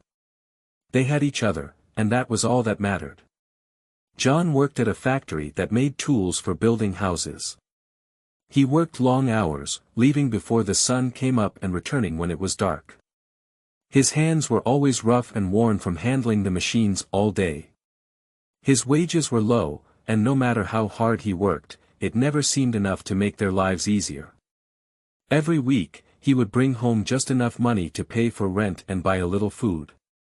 There wasn't much left for anything else. Mary stayed at home with Emma and Ben. She did all the housework, cooked every meal, and made sure her children had clean clothes to wear, even if those clothes were old and worn. Sometimes, she would walk to the market, carrying a basket, to buy what they needed. There was always a choice to be made: should she buy bread or a small piece of cheese? Should she get some fruit for the children, or save that money for the rent? She never bought anything for herself. All that mattered was that the children had enough to eat. Emma and Ben went to school each day. They didn't mind the long walk, even though it was tiring. They were used to it. It didn't matter that they couldn't afford the bus tickets like some of their classmates. They walked together, and that was enough. Emma was the older of the 2.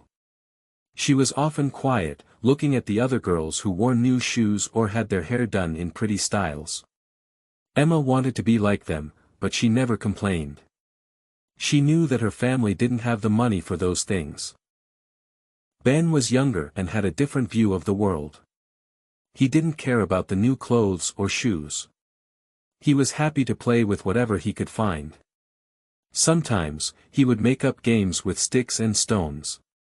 His best friend at school, Tom, often teased him for not having a nice coat or lunch like the other boys. But Ben didn't let it bother him. He was happy just being with his family.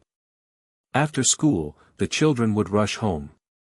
Mary always had a small snack waiting for them, usually just bread and jam, but it was enough. They would sit together, talking about their day, and John would listen to their stories when he came home. Mary always made sure there was something warm for dinner. Even if it was just a simple soup, she made it with love. John didn't talk much about his work. It was hard to hear the stories of the long hours and dangerous machines. He just smiled when he came home and hugged his children tightly. Mary would ask how his day went, and he would always reply, the same as yesterday. He didn't want her to worry, but inside, he felt the weight of the world on his shoulders.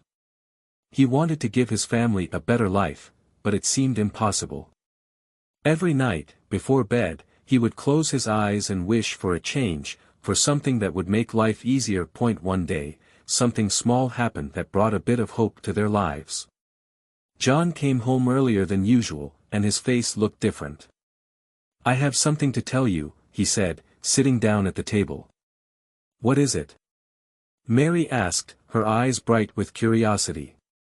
"I've been offered a second job," John said, his voice a little more excited than usual.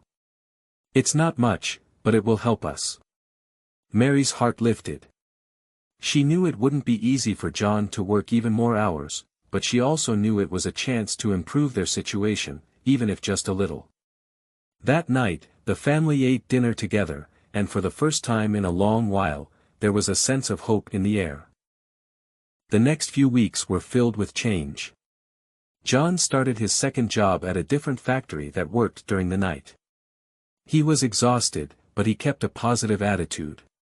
He told Mary every evening, just before he left for the night shift, how much it meant to him to see her and the children happy, even though their lives were still difficult. Mary tried her best to keep things going. She knew that having John work more hours meant he would be tired and less able to spend time with them, but she also understood that he was doing it for them. She couldn't imagine how hard it must have been for him, working all day and then staying awake through the night. Yet, John never complained. He would still wake up in the morning with a smile for Emma and Ben, ready to help with breakfast or talk to them before he went to bed. During this time, Emma began to notice something that she hadn't before. She saw the way her mother worked so hard, from early morning to late at night. Mary hardly ever took a rest. Emma realized how much her mother loved them. She was proud of her, even if they didn't have much. She wished she could do more to help. One evening, after John left for work, Emma decided to talk to her mother. "Mom," she said, "can I help you with something? Maybe I can take care of some of the chores while you rest." Mary smiled softly at her daughter. "You already help by being such a good girl, Emma. But if you want to help more, you can always do the little things, like folding the clothes or making sure Ben does his homework. Every little thing helps." Emma nodded, determined to do whatever she could. She started waking up earlier in the mornings to help Mary with breakfast, and after school, she would take on more chores. She also made sure that Ben did his homework before they played outside, helping him when he didn't understand the math problems. Slowly, Emma began to feel that she was doing her part to make life a bit easier for everyone. Ben, too, started to understand things more. He knew his family didn't have a lot of money, but he could see that they were always together, supporting each other. He loved helping his mother in small ways. Sometimes, he would run to the market for her with a few coins, just to buy some vegetables or fruit. It made him feel grown up, like he was doing his part. The family's life, though still challenging, felt a little brighter with each passing day. They still didn't have much, but they had each other. They made the most of the little things, like the warm cups of tea they shared on cold evenings or the walks in the park on Sundays when John wasn't working. Even though the children were aware of how little they had, they began to see how rich their lives were in other ways, their love for one another, their unity, and their determination to keep going. One day, something unexpected happened. The factory where John worked during the day had a problem with the machines.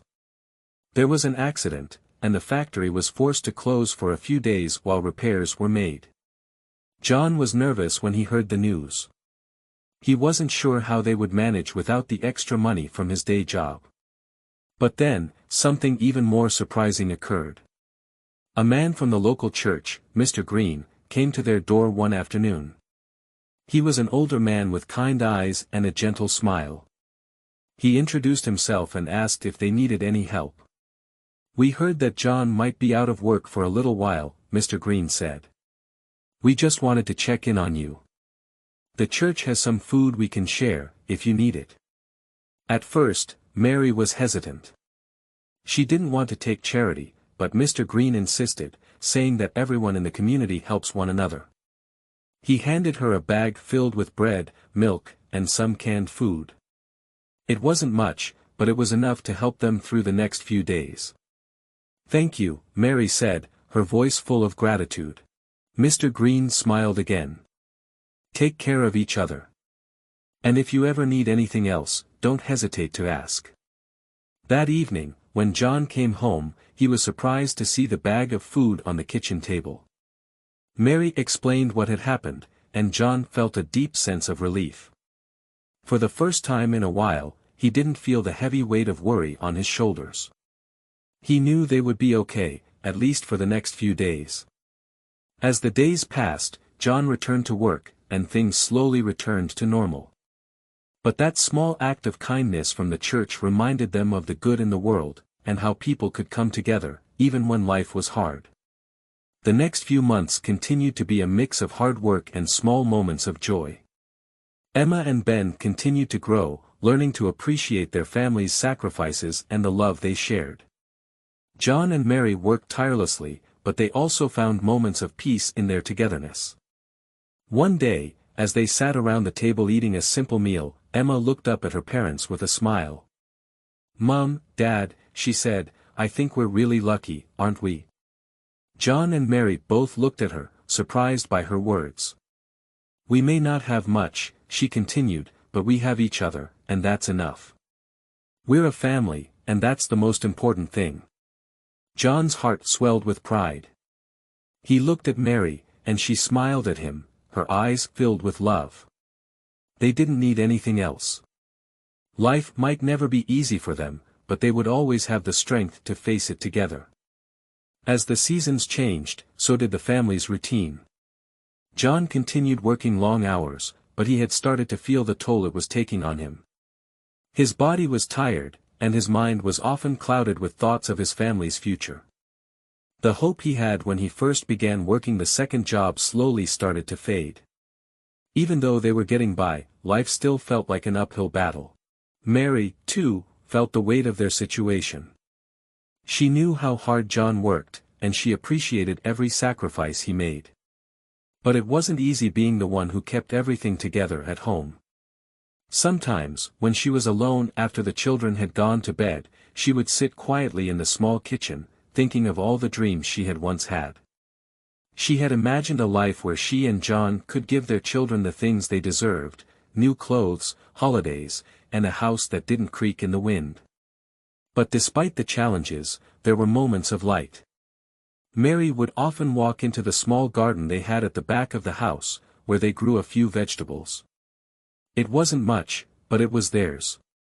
She would pick some tomatoes or beans, and the children would help her prepare them for dinner. There was something special about growing their own food, about feeling a sense of ownership in something so simple. One evening, while Mary was out in the garden, Emma came to her with a worried look on her face. "Mom, I've been thinking," she said. "What if we never get more money? What if this is it?" Mary paused for a moment, looking at her daughter. Emma's face was full of concern, but Mary knew she couldn't lie to her. "We don't know what the future will bring, darling," Mary said softly. "But what I do know is that no matter how hard things get, we will always have each other. And that's worth more than anything money can buy." Emma nodded, but the worry didn't completely leave her eyes. She was beginning to understand that life wasn't always fair, and that no matter how hard they worked, it might not always be enough to make everything better. The next day, the school had a fundraising event, a fair with games and food. It was a day that many students looked forward to, and for Emma and Ben, it was no different. Emma had heard the other girls talking excitedly about the fair for weeks. They talked about the prizes they hoped to win and the new clothes they would wear. Emma felt a little embarrassed because she didn't have anything special to wear. But she knew her mother couldn't afford to buy anything new, so she didn't mention it. When the day of the fair came, Emma tried to keep a positive attitude. She had her old dress on, one that had been handed down from a cousin. It wasn't new, and it wasn't the nicest, but it was all she had. Ben was excited to go, as he always was, even though he knew they wouldn't have much to spend. They walked to the school together, hand in hand. At the fair, the children saw all the other students enjoying themselves, playing games, and winning prizes. Emma noticed how some of her classmates had new clothes and shoes, and she felt a twinge of jealousy. But then she remembered what her mother had said, that they had each other, and that was what mattered most. Emma and Ben played the games they could, using the small amount of money Mary had given them. They won a few prizes, a small stuffed bear for Ben and a ribbon for Emma. It wasn't much, but to them, it was everything. When the fair was over, Emma felt proud of the day. She hadn't needed to be like the other girls. She had had fun with her brother, and they had shared in the small joys that the day had brought. On their way home, they stopped at a small bakery, and Emma's heart leapt when she saw a single pie sitting in the window. "Can we buy that?" Emma asked. "It's for the whole family." Mary smiled warmly. "It's a treat for all of us," she said. "Let's take it home." That evening, as they sat around the table eating the pie, Emma felt a sense of peace. They may not have had much, but they had each other. And that, she realized, was enough. The months went by, and although life remained difficult, there were more small moments of happiness that kept the family going. The children grew a little older, and Emma began to take on more responsibility at home. She was becoming more like her mother, taking care of Ben, helping with the chores, and doing everything she could to make life a little easier for her parents. John's work schedule remained tiring, but he began to notice a change in his children. They were growing into young people who understood the value of hard work and love. Emma and Ben were not spoiled or demanding, they were kind, grateful, and full of hope. John knew that no matter how hard life was, he had done something right as a father. One day, John came home with surprising news. "I've been offered a promotion," he said, his face lighting up with a rare smile. "It won't make us rich, but it will mean a little more money. Enough to help us get by a little easier." Mary's heart skipped a beat. "That's wonderful, John," she exclaimed. "What does it mean?" "It means I won't have to work the night shift anymore," John said. "I'll be able to spend more time with all of you." For the first time in a long while, the family felt a renewed sense of hope. They didn't know what the future would hold, but they were learning that no matter how small the victories, they were worth celebrating. Even though they weren't rich in money, they were rich in love, and that was enough to keep them going. The story doesn't end with them becoming wealthy, but instead, it ends with the realization that happiness and success don't always come from material things. John, Mary, Emma, and Ben had each other, and that was the greatest treasure of all. The family continued to face challenges, but with each challenge came growth, love, and the determination to keep moving forward. They knew that no matter what happened, they would be all right, as long as they were together. The days turned into months, and although the family had moments of joy, the reality of their struggles was always there, lingering in the background. Yet, with John's promotion, things had begun to shift in subtle, but meaningful ways. John now had more time at home, and while his work hours were still long, they didn't take as much of a toll on his health. For the first time in years, Mary was able to enjoy a little peace of mind. One evening, as John came home earlier than usual, he noticed a change in the atmosphere at home. The house felt warmer, not just from the fire in the stove, but from the sound of laughter, the way Emma and Ben were chatting away as they worked together to fold the laundry. The children were growing, and John could see it in their eyes. They were maturing, becoming more thoughtful about the world around them, more aware of the sacrifices their parents made. "Everything okay?" John asked, his tired voice filled with concern. Mary smiled up at him from the table where she was making the evening meal. "Yes," she said, her voice soft. "Everything is fine now." But the truth was, things weren't always fine. The family still lived in a small house that creaked and the wind blew, and their money still wasn't enough to buy all the things they wanted. Mary had found some old clothes to mend and reuse, and John had fixed up the worn-out furniture as best as he could. But somehow, with their time together, they made it work. Emma, now 14, had begun to dream more about the future.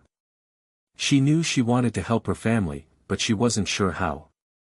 Sometimes she would think about going to university, but the thought of the costs made her feel helpless. She'd talked to her mother about it one evening while they were cleaning up after dinner. "Mom, do you think I could ever go to university?" Emma asked, her voice hesitant. Mary looked at her daughter, her heart swelling with love. She knew that Emma was smart and capable, and that she had so much potential. But the truth was, the cost of education was something that felt far out of reach for a family like theirs. "It's a dream, Emma," Mary said, her voice soft but determined. "And maybe one day, if we work hard enough, you can get there. But don't worry about it yet. Focus on today, on being the best you can be in everything you do. You're already making us proud." Emma nodded, but she couldn't help feeling a little sad. She wanted so much to help her family and make a difference in the world, but sometimes, it felt impossible. She looked out of the window at the moon, wondering if she could ever have a life beyond the small town they lived in. Meanwhile, Ben, at just 10 years old, had begun to show his own talents. He loved to read, and while his books were old and second-hand, they opened up worlds that fascinated him. Sometimes, he would sit in the corner of the house, reading stories of faraway places, imagining a life outside of the one they lived. One evening, after finishing one of his favorite books, he went to his mother with an excited expression. "Mom, can I ask you something?" he said, holding up the book with bright eyes. Mary smiled and nodded. "Of course, Ben. What's on your mind?" "I want to be a writer," he said with a determined look. "I want to write stories, just like the one in this book." Mary laughed softly, but there was no doubt in her mind that Ben could do anything he set his heart on. "Well, if you want to be a writer, then write," she said. "You've got the heart for it, Ben. Don't ever stop dreaming." Ben smiled and returned to his corner, already lost in the world of his imagination, while Mary and John exchanged a look of pride. Their children had dreams of their own now, dreams that stretched far beyond the simple life they had, and that gave them hope for the future. A few months later, an unexpected opportunity came knocking. John's factory had partnered with a larger company, and they were offering a chance for workers to earn additional training in new skills. It wasn't much, but it was a chance for John to learn something new that could lead to better pay and a more stable future for his family. At first, John hesitated. He knew it would take up more of his time, and he was already tired from working long hours. But Mary encouraged him, reminding him that this could be the step they needed to move forward, to give the children a better future. So, John signed up for the training.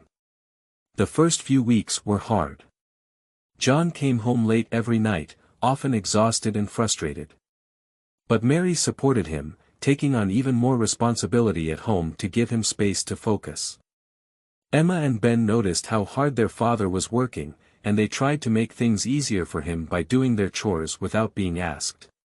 Even though they were young, they knew that every small effort mattered. John's hard work started to pay off. After several months of training, he was promoted again. This time, it came with a pay raise and more respect at work.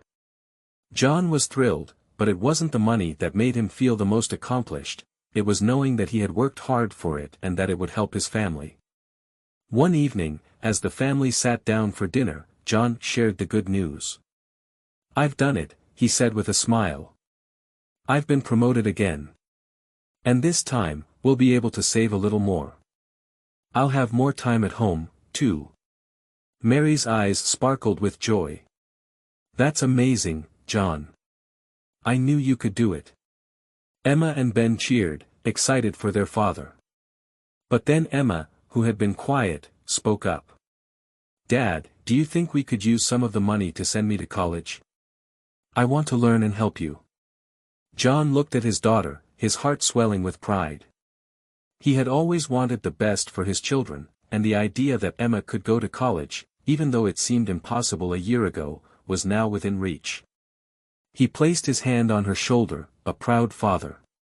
We'll figure it out, Emma, John said. We'll make it happen, together. As the years went by, the family's life gradually improved. The house was still small, but it felt fuller, richer with love, laughter, and shared dreams. Emma worked hard at school, and with the support of her parents, she eventually earned a scholarship to a nearby college. Ben, too, began to excel in his studies, showing a talent for writing that Mary encouraged every chance she got. John and Mary continued to work, their lives marked by long hours and hard days, but they had something now that they had never had before, hope. They had fought hard, and while their lives weren't perfect, they were slowly building a future. Emma's college graduation was a moment of immense pride for the family. It was a day they would never forget, proof that with love, hard work, and determination, even the most impossible dreams could come true.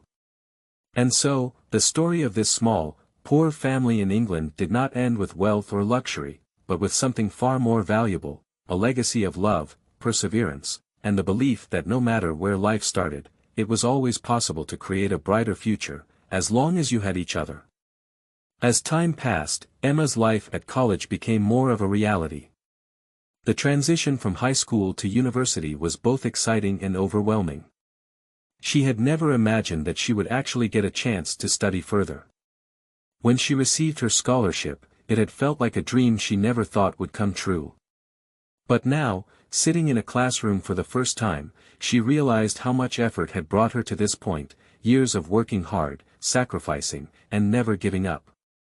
Her parents had always told her that education was a key to a better life, and now Emma saw just how true that was. She worked hard, determined to make the most of the opportunity.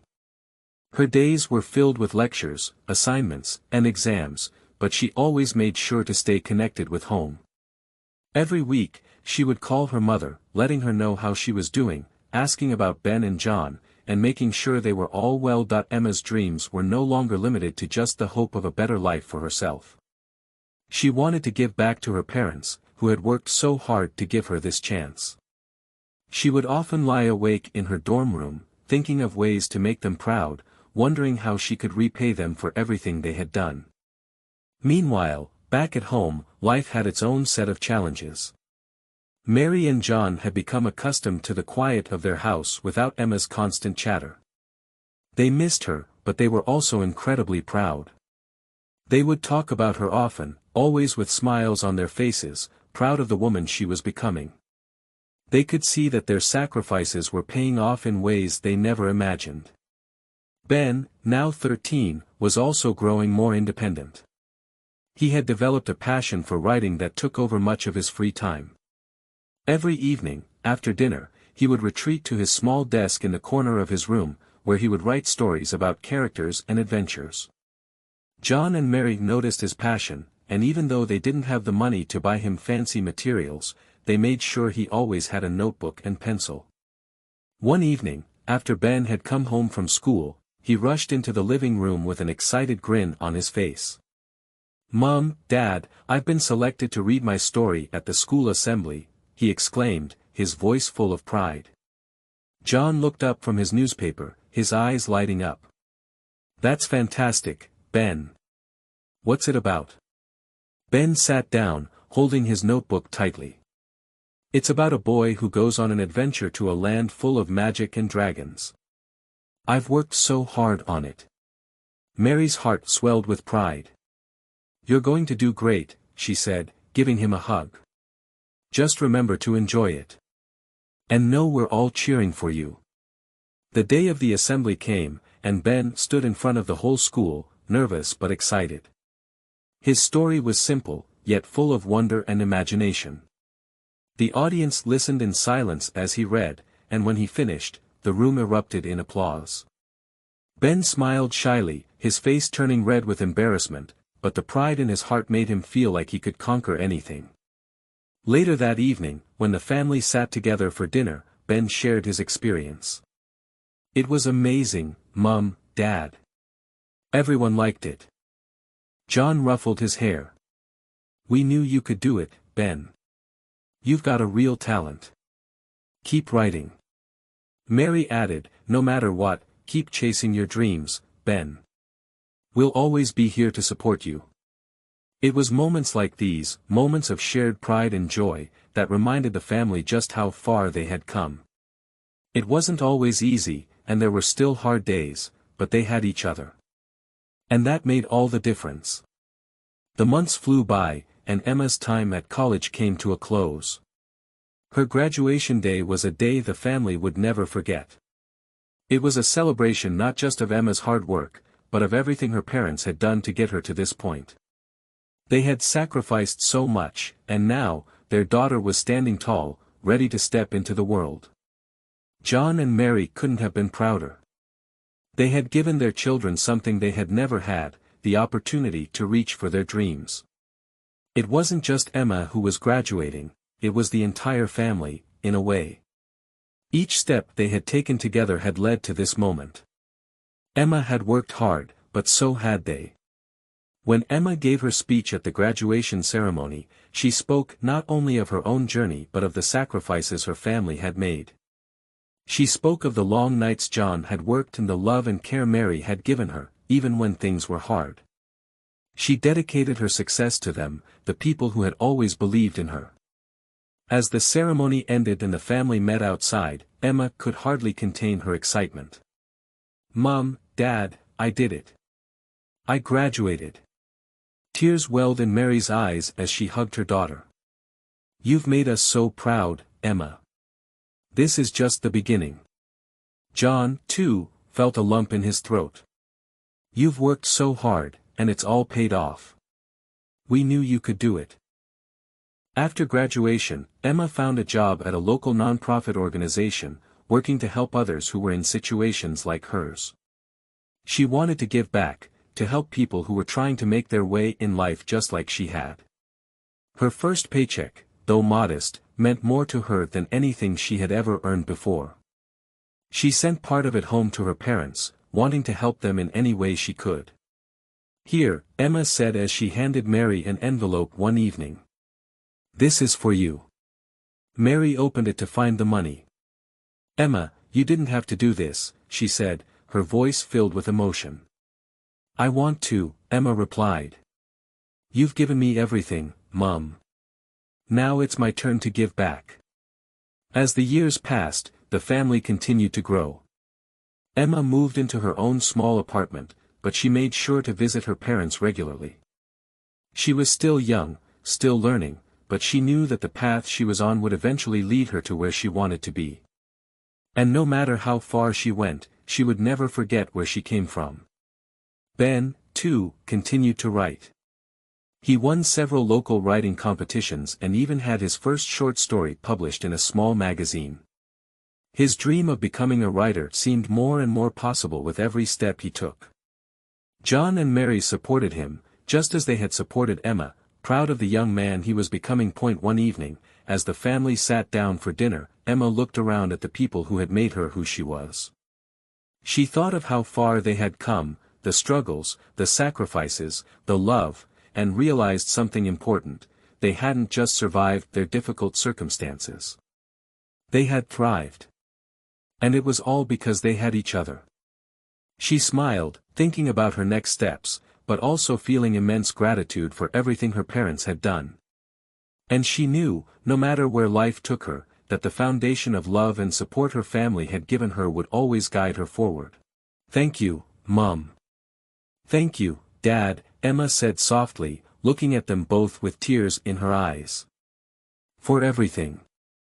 John and Mary smiled, knowing that all their sacrifices, all their hard work, had been worth it.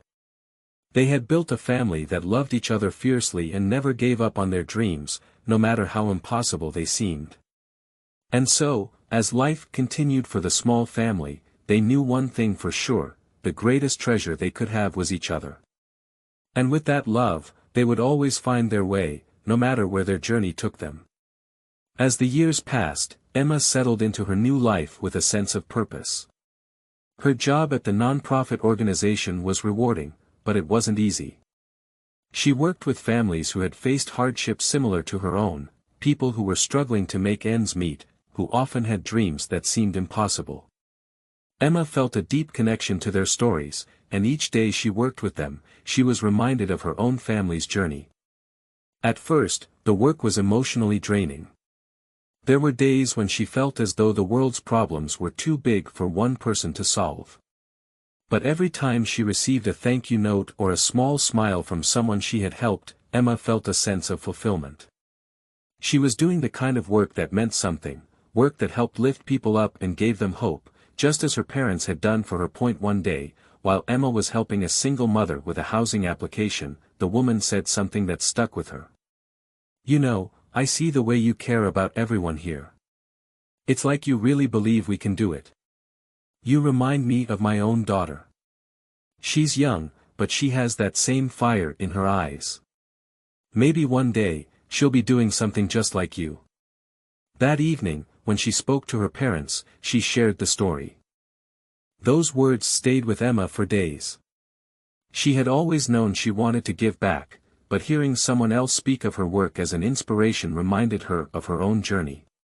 "You know, Mom, Dad," Emma said on the phone, "someone told me today that I reminded them of their daughter. She said I had that same fire in my eyes." Mary laughed softly on the other end of the line. "Fire in your eyes, eh? I've always known you had it, Emma. That determination, that heart." John's voice came through, filled with pride. "We knew from the start you'd be someone who made a difference. You've always had that spark." It was moments like these that reminded Emma of how far they had all come. She wasn't just building a career, she was following the example her parents had set for her. She had always been taught to give, to share, to work hard, and now she was passing those same lessons on to others. Her work had become more than just a job, it was a calling. While Emma was building her career, Ben, still living at home, had also begun to carve out his own path. He had continued to write, pouring his heart into every story he created. After winning several local writing competitions, he decided it was time to take his passion more seriously. With encouragement from his parents, he sent some of his stories to literary agents. "Mom. Dad," he called.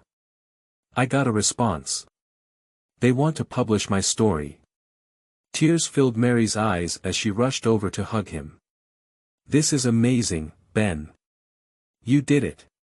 John, who had been working on the garden, came inside to see what all the commotion was about. When Ben shared the news, John's face broke into a proud smile. "This is incredible, Ben. We knew you could do it. Your writing is something special.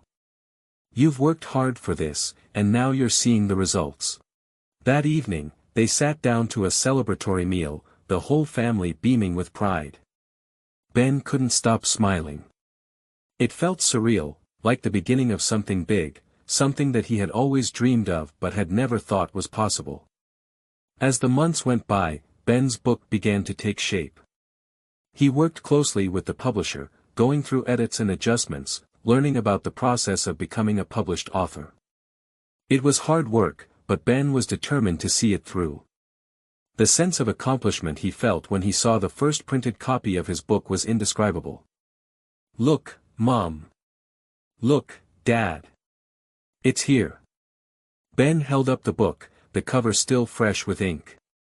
Mary looked at the book in his hands and couldn't believe it. Her son had done it. The little boy who had written stories about dragons and magic had now written a real book, one that would be shared with the world. John wrapped his arm around Ben's shoulders.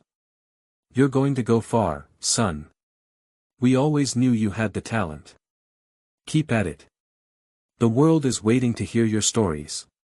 As Emma's career flourished and Ben's writing career took off, Mary and John looked at their lives with a sense of deep satisfaction. They had worked hard, faced countless challenges, and made sacrifices, but it had all led to this. Their children were growing into successful, driven individuals who were making their mark on the world. But even with all their accomplishments, the family remained grounded in the simple values that had always guided them. They continued to spend time together, sharing meals, laughing, and supporting each other through life's ups and downs. No matter how busy their lives had become, they never lost sight of what mattered most, their bond. One evening, as the family gathered for dinner to celebrate Ben's book launch, Emma smiled as she looked around the table. "I can't believe how far we've all come," she said. "It feels like just yesterday we were struggling to get by, and now look at us." Mary nodded, her eyes shining with pride. "We've come a long way, haven't we?" John raised his glass. "To hard work, to love, and to never giving up on each other. This family is something special." They all raised their glasses in agreement, their hearts full.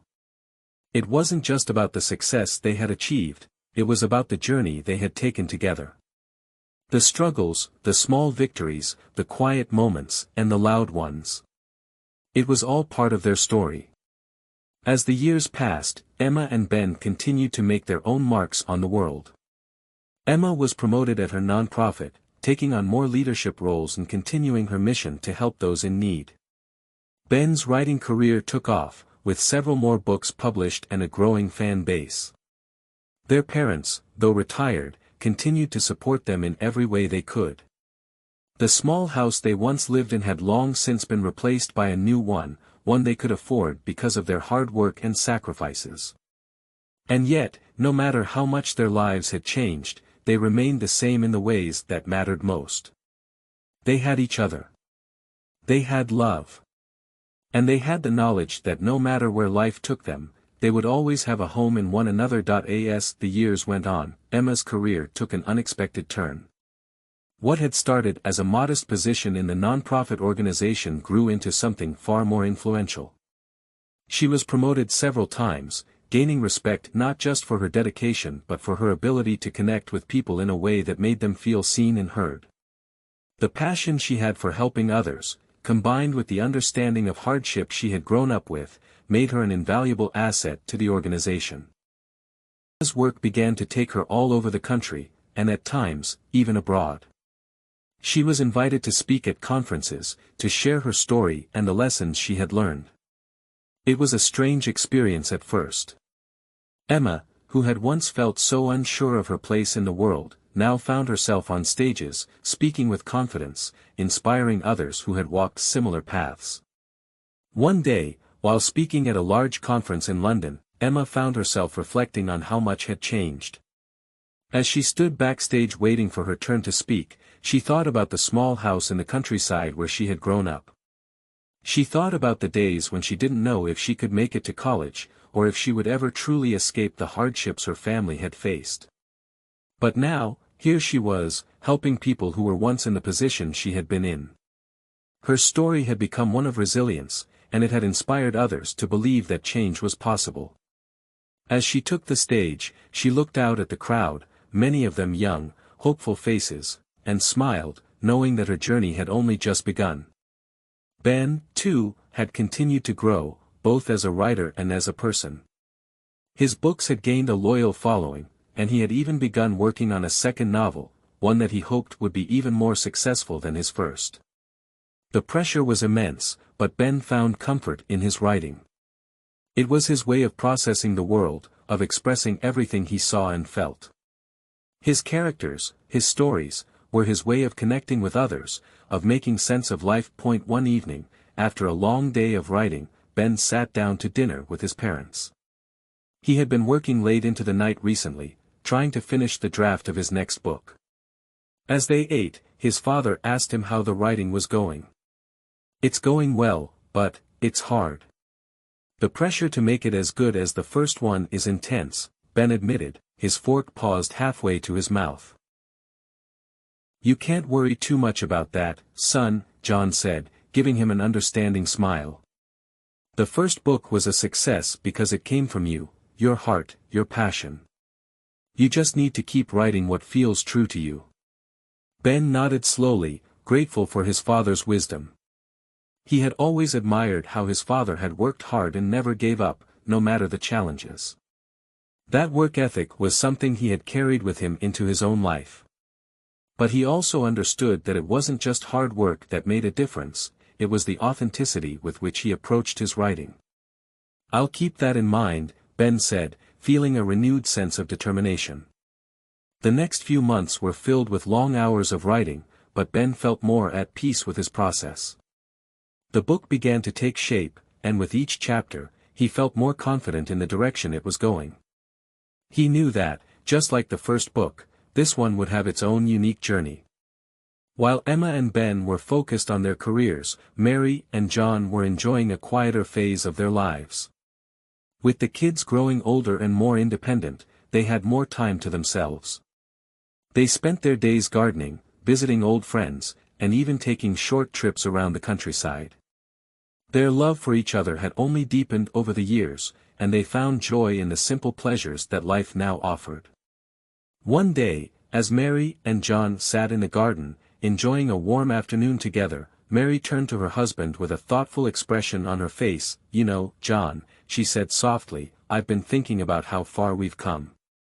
From the time we struggled to pay the bills, to now. It's more than I ever dreamed. John smiled and took her hand. I never thought we'd be in this place. But we got here together. All of us. And that's what matters. Mary looked out at the garden, watching the flowers sway gently in the breeze. I'm so proud of our kids. They've made us proud, not just with their success, but with their hearts. They've both become such wonderful people. We raised them right, John said with a proud grin. It's all we could do. And they've made the most of it. They sat together in comfortable silence, enjoying the peace they had worked so hard for. Life hadn't always been easy, but it had been rich with love, hard work, and a sense of togetherness that nothing could break. As the years continued to pass, Emma's organization grew, and she was offered a major leadership position. It was a huge opportunity, one that would take her work to new heights. But it also meant a bigger commitment of time and energy. She had to decide whether to accept the offer or continue with her current position, which allowed her a better balance between her personal and professional life. She sought advice from her family, as she always had. Sitting around the dinner table with Ben, Mary, and John, Emma shared her dilemma. I don't know what to do, she said, her voice filled with uncertainty. The new position would be amazing for the organization, but it would mean less time at home, less time with all of you. Ben, who had always admired his sister's strength and determination, offered his thoughts. Emma, you've always followed your heart. You've always done what you believe in. I know you'll make the right choice. John nodded. It's a big decision, but you've got us behind you no matter what. We trust you to make the best choice for yourself. Mary smiled warmly at Emma. Whatever you decide, we'll support you. You've always put others first, Emma. Now, just make sure you don't forget to take care of yourself along the way. With their words in her heart, Emma took some time to reflect. She realized that while the position was a great opportunity, she had already made a huge difference in the lives of many. She didn't need to sacrifice her family for success. She could continue to make an impact while maintaining the balance that had always been important to her. In the end, Emma decided to turn down the position. It was a difficult decision, but one that felt right for her. She would continue to work with her nonprofit, but at a pace that allowed her to maintain her connection with her family. Years later, when Emma, Ben, and their parents gathered to celebrate another milestone in their lives, a book launch for Ben's second novel, Emma reflected on how far they had all come. The family, once struggling to make ends meet, had now become a symbol of resilience and determination. They had weathered every storm together, and each success, no matter how big or small, felt like a victory for them all. "Look at us," Emma said, smiling as she looked at her family. "We've built something beautiful. Not just in our work, but in each other." John raised his glass, his voice filled with pride. "To family. To the strength we've always had. And to the journey that's still ahead." The family clinked their glasses together, united by the love that had carried them through the hardest of times. And no matter where life would take them next, they knew one thing for sure: as long as they had each other, they could face anything.